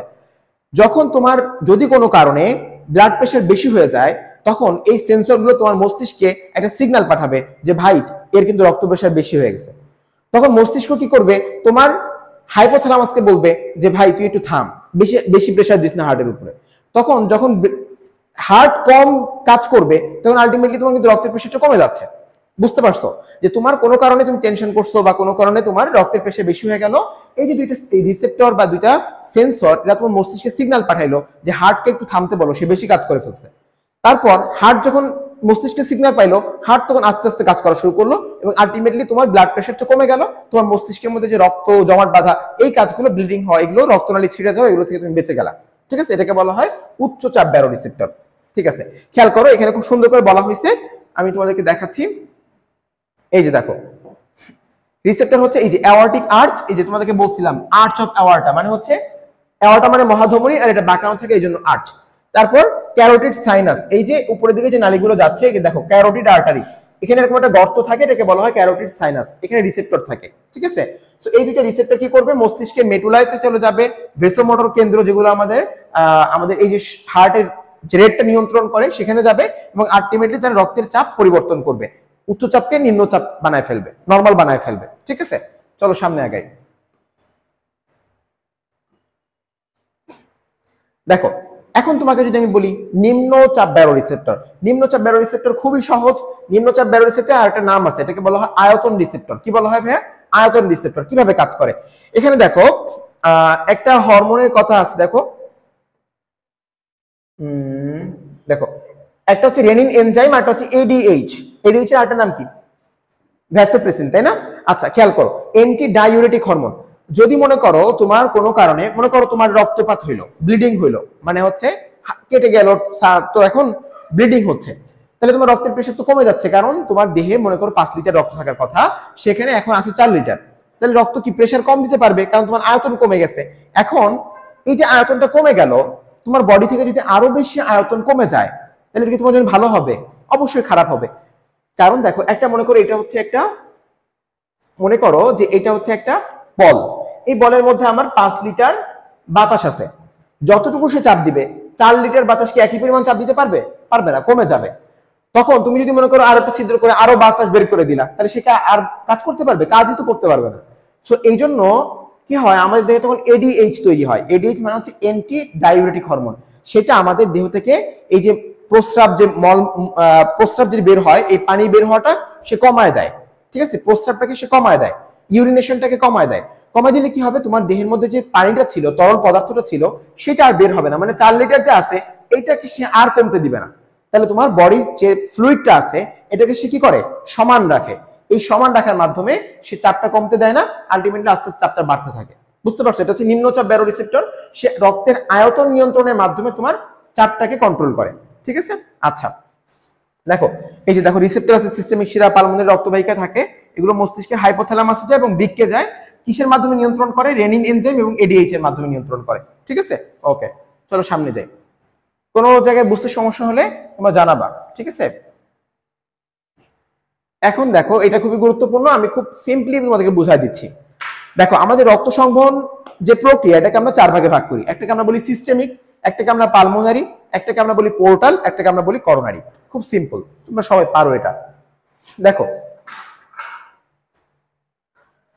সিস্টেমিক যে সংবহন, সিস্টেমিক সংবহনটা যদি আমি তোমাদেরকে বলি, একটু আগে তোমাদেরকে আমি একটা ছবি দেখাইছিলাম, এই ছবির দিকে যাই, তাহলে তোমার জন্য সহজ হবে।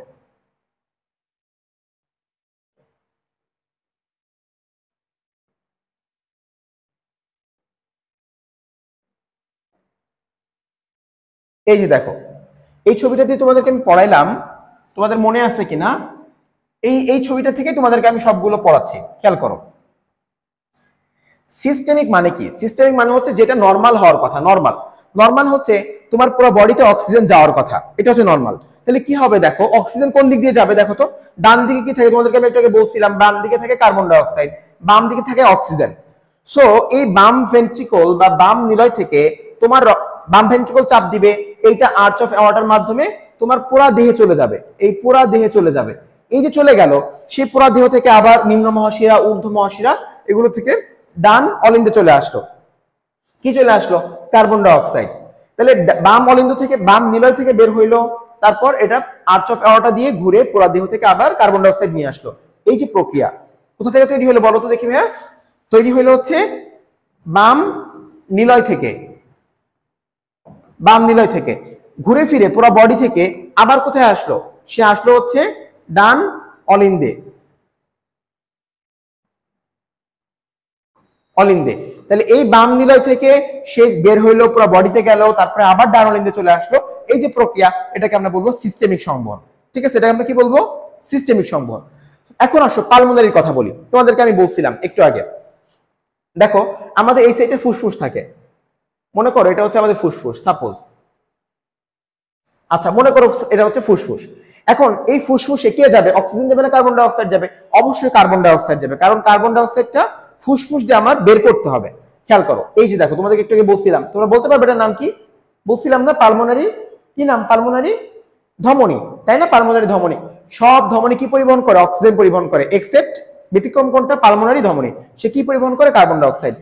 এই যে সে ফুসফুসে নিয়ে গেল কার্বন ডাই অক্সাইড, কোথা থেকে? বাম নিলয় থেকে।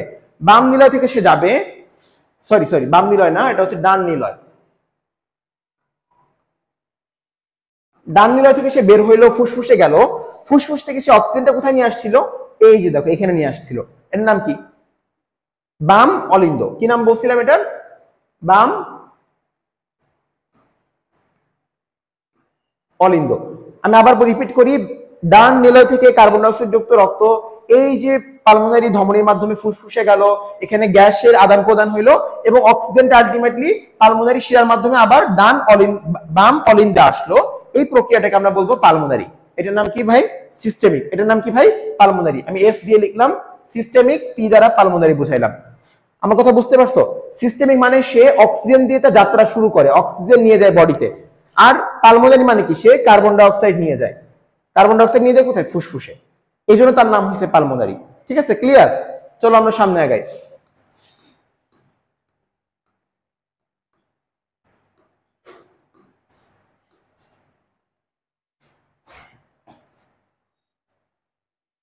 এই যে দেখো এখানে আছে হচ্ছে পোর্টাল আর করোনারি। পোর্টাল আর করোনারি তোমাদেরকে আমি খুব সিম্পলি বুঝাই দিচ্ছি।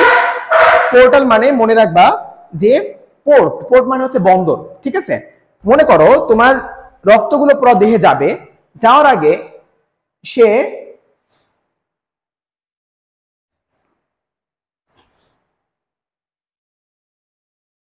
এটার নাম কি? এটার নাম হচ্ছে যকৃত, লিভার। তাহলে সে পুরা মনে করো তোমার হার্টে যাবে, হার্টে গেল, হার্টে যাওয়ার আগে সেখানে লিভারে কিছুক্ষণ জমা থাকলো। এই যে কিছুক্ষণ জমা থাকলো এটার নাম হচ্ছে পোর্টাল। ঠিক আছে, পোর্টাল। তাহলে পোর্টাল মানে কি? সে কিছুক্ষণ জমা থাকে। তাহলে মানব দেহে দুই ধরনের মানে একটা প্রাণীতে দুই ধরনের পোর্টাল থাকতে পারে, একটা হচ্ছে যকৃত আর একটা হচ্ছে রেনাল, কিডনিতে থাকতে পারে। বাট মানুষের দেহে কোনটা থাকে? মানুষের দেহে শুধুমাত্র হেপাটিক পোর্টাল থাকে। হেপাটিক পোর্টাল মানে হচ্ছে যকৃতে রক্তগুলো জমা থাকে। আমাদের যকৃতে কতটুকু রক্ত জমা থাকে তোমরা কি জানো? প্রায় 1500 মিলিলিটার রক্ত জমা থাকে, প্রায় 1.5 লিটার রক্ত জমা থাকে। ঠিক আছে, হেপাটিক পোর্টাল। কিন্তু রেনাল পোর্টাল মানুষে নাই, মানুষের রেনাল পোর্টাল থাকে না, এতটুকু জানতে হবে। করোনারি সংবহন খুব সহজ। করোনারি মানে হচ্ছে হৃৎপিণ্ড। সহজ কথা, হৃৎপিণ্ড তার যে কার্বন ডাই অক্সাইড যুক্ত রক্ত আমি বলছিলাম একটু আগে, কোথায় নিয়ে আসবে? করোনারি সাইনাস দিয়ে ডান অলিন্দে নিয়ে আসবে। আবার সে পুরো হৃৎপিণ্ডে অক্সিজেন সাপ্লাই দিবে কি দিয়ে? করোনারি ধমনী দিয়ে। এই যে করোনারি ধমনী এবং করোনারি সাইনাসের মাধ্যমে যে সংবহন, এটাকেই বলা হয় করোনারি সংবহন। সো সিস্টেমিক অক্সিজেন নিয়ে কাজ করে, পালমোনারি ফুসফুস নিয়ে কাজ করে কার্বন ডাই অক্সাইডে, তারপর পোর্টাল হচ্ছে লিভারে কিছুক্ষণ রক্ত জমা থাকে, তারপর করোনারি হচ্ছে হৃৎপিণ্ডে রক্ত সংবহন। এই 4 ধরনের রক্ত সংবহন আমাদের দেহে আছে। তোমরা সবাই আশা করি বুঝতে পারছো। যদি বুঝতে না পারো আমাকে জানাবা। এখন আসো, আমাদের পড়াশোনা প্রায় শেষ। বুকে ব্যথা এবং এনজাইনা এই জায়গা থেকে শুরু করি। খুব সিম্পল এবং আমি খুব সিম্পলি বলবো। মনে করো তোমরা কখনো এনজিওগ্রাম দেখছো? তোমাদের বাসার কারো যদি হয়ে থাকে দেখবা। আমি তোমাদেরকে বোঝানোর জন্য বলি। মনে করো এটা হচ্ছে একটা রক্তনালী। তো এই রক্তনালীর মধ্যে মনে করো এটা হচ্ছে রক্তনালী।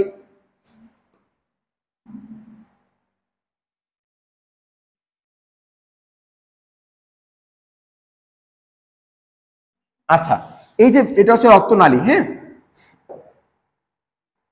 দেখো তো তুমি রক্তনালী, তুমি যখন বেশি পরিমাণ চর্বি জাতীয় খাবার খাইলা,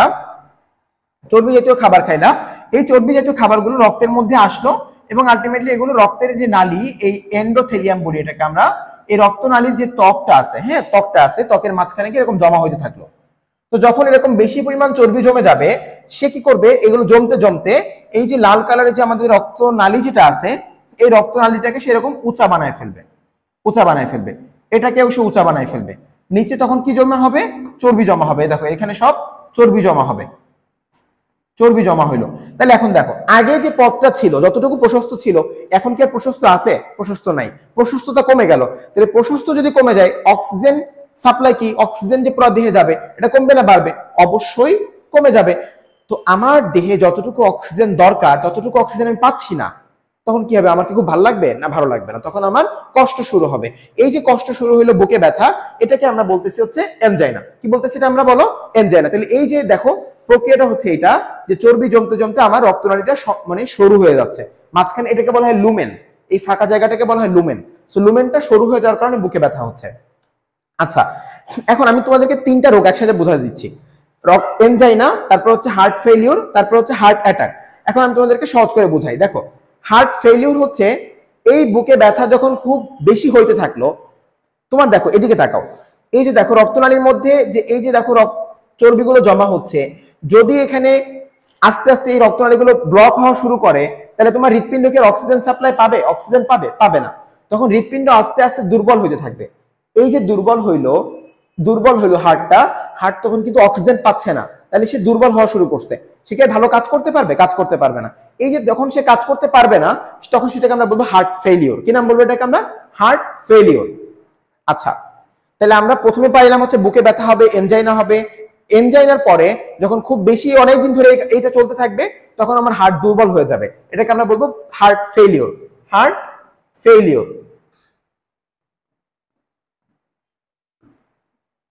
হার্ট ফেলিওর। এরপর মনে করো কোনো কারণে চর্বিগুলো জমতে জমতে এখানে এই রক্তনালীটাকে ছিদ্র করে ফেলছে, তখন কি হবে জানো? তখন হচ্ছে অনুচক্রিকাগুলো আসবে এবং অনুচক্রিকাগুলো এই জায়গাটাতে এসে জমাট বাঁধা শুরু করবে, প্লেটলেটগুলো এখানে এসে জমাট বাঁধায় দিবে। তাহলে দেখো এই পুরো রাস্তাটা সে কি করছে? ব্লক করে দিছে। এখন কি রক্তনালী রক্ত যাওয়ার কোনো পথ আছে? রক্ত যাওয়ার পথ নেই, অক্সিজেনও যেতে পারবে না। সো আলটিমেটলি আমার হার্টের মধ্যে কোনো অক্সিজেন যাবে না। যদি হার্টের মধ্যে অক্সিজেন না যায়, হৃৎপিণ্ড কাজ করতে পারবে? কাজ করতে পারবে না। তখন হৃৎপিণ্ড তো ধ্বংস হয়ে যাবে। এটাকে বলা হয়, কি বলা হয় বলো দেখি? Heart attack. কি বলা হয় এটাকে? Heart attack. মনে থাকবে, হার্ট অ্যাটাক। বা এটাকে আর একটা শব্দ আছে, এটাকে বলা হয় মায়োকার্ডিয়াল ইনফার্কশন। এমআই দ্বারা বলা হয় মায়োকার্ডিয়াল ইনফার্কশন। ঠিক আছে, হৃৎপিণ্ড ধ্বংস হয়ে যাওয়া আর কি। এই হচ্ছে তিনটা ডিজিজ তোমাদেরকে আমি বুঝাই দিলাম। এখন আসো আমরা ট্রিটমেন্ট কি করব। আমাদের পড়া প্রায় শেষের দিকে। দেখো তোমাদেরকে আমি বলছিলাম হার্ট অ্যাটাকের কথা, তাই না? তারপর কি বলছিলাম? হার্ট ফেলিওরের কথা। এই যে বলছিলাম কারণগুলো আছে, জাস্ট আমি রিডিং করলে হবে। দেখো হার্ট ফেলিওরের কথা পড়ছিলাম, এই যেখানে লেখা আছে, ডাইজেস্ট থেকে পড়বা আর কি এগুলো। আচ্ছা, হৃদরোগের কথা বলি। তোমাদের বইয়ের মধ্যে একটা ছক আছে যে হৃদরোগ এর জন্য আমরা কোন টেস্টটা কখন করি। ঠিক আছে, দেখবা যে এনজিওগ্রাম কখন করি, ইসিজি কখন করি, তারপরে হচ্ছে আমাদের বিএনপি আছে, তারপর হচ্ছে আমাদের ইকোকার্ডিওগ্রাম আছে, কোনটা কখন করি এর একটা চার্ট আছে। আমি আবার বলতেছি, কোন পরীক্ষা কখন করি একটা চার্ট আছে, চার্টটা তোমাদেরকে মুখস্থ করতে হবে, মানে কোন পরীক্ষাটা কখন করি, এটা পরীক্ষায় প্রশ্ন আসে। আচ্ছা, এরপরে আসে হচ্ছে পেসমেকার। পেসমেকার হচ্ছে যদি কোনো কারণে তোমার হার্টটা দুর্বল হওয়া শুরু করছে, তোমার ওই যে চর্বি জমে গেছে, রক্ত যাতায়াত করতে পারতেছে না, অক্সিজেন পাচ্ছে না, তোমার হৃৎপিণ্ডটা কাজ করতে পারতেছে না, হার্ট ফেলিওর হয়েছে, দুর্বল হয়ে গেছে হার্টটা, তখন এই হার্টটাকে যেন আরো বেশি সে কাজ করতে পারে, তার সেই সিগন্যালটা দেওয়ার জন্য আমরা একটা ওই যে আমরা তোমাদেরকে বলছিলাম এসএ নোটকে কি বলে? Pace maker. হার্টের গতি তৈরি করতে পারে এরকম একটা মেশিন আমরা বসাই, যেটাকে আমরা পেস মেকার বলি। কি বলে? Pace maker. ঠিক আছে, পেস মানে গতি, মেকার মানে তৈরি করে, সেটাকে বলা হয় পেস মেকার। ঠিক আছে, এই পেস মেকারটা আমাদের দেখো বাম দিকে, এই যে বাম দিকে বুকের এই যে ক্লাভিকল আছে তার ঠিক নিচে বসানো হয়। এই পেস মেকারের একটা বক্স থাকে, এর মধ্যে জেনারেটর থাকে। ঠিক আছে, জেনারেটর থাকে, এর মধ্যে লিথিয়াম ব্যাটারি ইউজ করা হয়। কোন ব্যাটারি? Lithium battery. কয়েকটা কথা খুবই গুরুত্বপূর্ণ, কি ব্যাটারি ইউজ করা হয়? Lithium battery. জেনারেটর থাকে, এই যে তার, এই তারগুলোকে কি বলা হয়? কি বলা হয় বলো? লিড বলা হয়। আচ্ছা, এখন আমাদের এই যে লিডগুলো, যে তারগুলো আছে, তারপর এই লিথিয়াম ব্যাটারি সহ যে জেনারেটরটা আছে, এটা আমাদের বুকের মধ্যে বসায় দেওয়া হলো।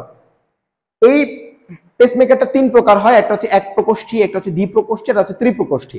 যদি তোমার একটা হৃৎপিণ্ডের যদি একটা জায়গায় সমস্যা থাকে, মনে করো তুমি শুধুমাত্র একটা প্রকোষ্ঠে একটা লিড দিলা, একটা তার দিলা, তাহলে সেটা বলবো এক প্রকোষ্ঠী। যদি দুই প্রকোষ্ঠে দাও, এখানে একটা দিলা, তাহলে সেটাকে বলবো দ্বিপ্রকোষ্ঠী। তাহলে ডান অলিন্দ ডান নিরয় শেষ। আরো একটা দিলা, তোমার হার্ট খুব বেশি দুর্বল হয়ে গেছে, এখানে একটা দিলা, তাহলে সেটাকে কি বলবা? তুমি বলবা হচ্ছে ত্রিপ্রকোষ্ঠী পেসমেকার। ঠিক আছে, এটা হচ্ছে পেসমেকারের কথা। পেসমেকার কতদিন ইউজ করা যায়? ওই ব্যাটারি মেয়াদ যতদিন, 7 থেকে 10 বছর ইউজ করা যায়। ঠিক আছে, এই তো। তারপরে এটা এই ব্যাটারিটা চেঞ্জ করতে হয় আর কি। আচ্ছা, চলো সামনে যাই। Open heart surgery. Open heart surgery মানে হচ্ছে ওপেন মানে হচ্ছে খোলা, তাই না? তোমার হার্টটা আমার যে বক্ষ পিঞ্জরের মধ্যে থাকে, থোরাসিক কেজ, এই থোরাসিক কেজটাকে আমি খুলে ফেলবো, খুলে হার্টের অপারেশন করব, এটাকে বলা হয় ওপেন হার্ট সার্জারি। ঠিক আছে, ওপেন হার্ট সার্জন পাওয়া যায়, ওনারা সার্জারি করেন। ওনারা কখনো কখনো, এখানে তিনটা পদ্ধতি আছে, একটা হচ্ছে অ্যানেস্থেশিয়া, হ্যাঁ, ইনজেকশন দিয়ে হার্টটাকে স্লো করে দেওয়া হয়। ওই যেটাকে বললাম যে হার্ট 70 থেকে 80 বার হৃদস্পন্দন দেয়, তখন সেটাকে মনে করো 50 বারে আনা হইলো, তখন সার্জনটার উপরে কাজ করতে পারেন, এটা একটা পদ্ধতি। আরেকটা পদ্ধতি আছে হচ্ছে রোবট দিয়ে কাজ করা হয়, এটা একটা পদ্ধতি, রোবট সহযোগী সার্জারি। আরেকটা আমি তোমাদেরকে দেখাচ্ছি, দেখো আমি তোমাদেরকে দেখাই, এই যে দেখো কার্ডিও পালমোনারি বাইপাস বা হার্ট লাং মেশিন বলা হয় এটাকে। কি করে, তখন ওই হার্টটাকে পুরোপুরি অফ করে দেওয়া হয়, মানে হার্ট কোনো কাজই করবে না, হার্টের পরিবর্তে এরকম হার্টের মতোই আরেকটা মেশিন আছে, মানে তোমার বডির যে হার্টের যে কাজটা সেটাই মেশিনটা করে দিবে, এটাকে বলা হয় হার্ট লাং মেশিন। ওইটার সাহায্যে তখন কাজ করা যায়। একটা হচ্ছে অন পাম্প সার্জারি, একটা হচ্ছে অফ পাম্প সার্জারি। তো তোমরা এই কথাগুলো জানবা, কোনটা অন পাম্প, কোনটা অফ পাম্প, কোনটা রোবট সহযোগী, এটা তোমাদেরকে জানতে হবে। এখন আসলে এই জায়গাটা বুঝাই দিই, করোনারি বাইপাস।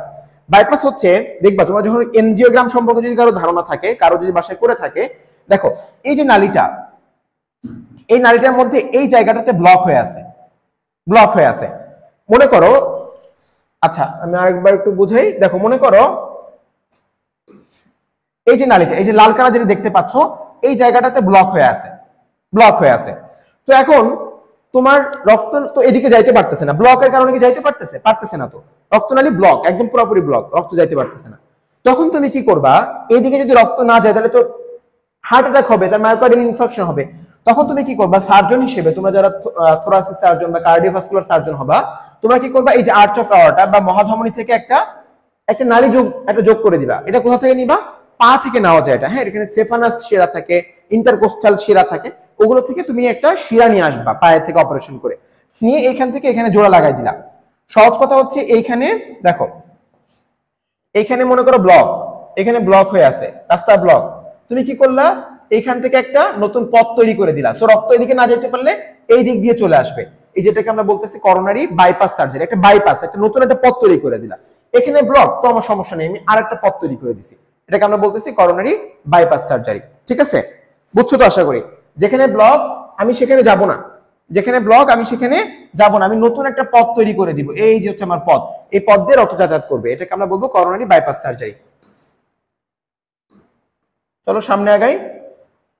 এই যে দেখো শিরাগুলো কোথা থেকে নেবা, পায়ের স্টেফানাস শিরা, ইন্টারকোস্টাল ধমনী, কবজি, রেডিয়াল ধমনী, এগুলো তোমাদের বইয়ের মধ্যে লেখা আছে। এইখান থেকে প্রশ্ন আসতে পারে যে করোনারি বাইপাস সার্জারির জন্য যে অতিরিক্ত যে শিরাটা নেওয়া হয় সেটা কোথা থেকে নেওয়া হয়। তোমরা অনেকে শুনবা, মাঝে মাঝে সংবাদে আসে যে হার্টের সমস্যা কিন্তু ডাক্তার অপারেশন করলেন পায়ে, বলে না, সাংবাদিকরা বলে না, কিন্তু ডাক্তার কেন করছে সেটা তো তারা বোঝে না।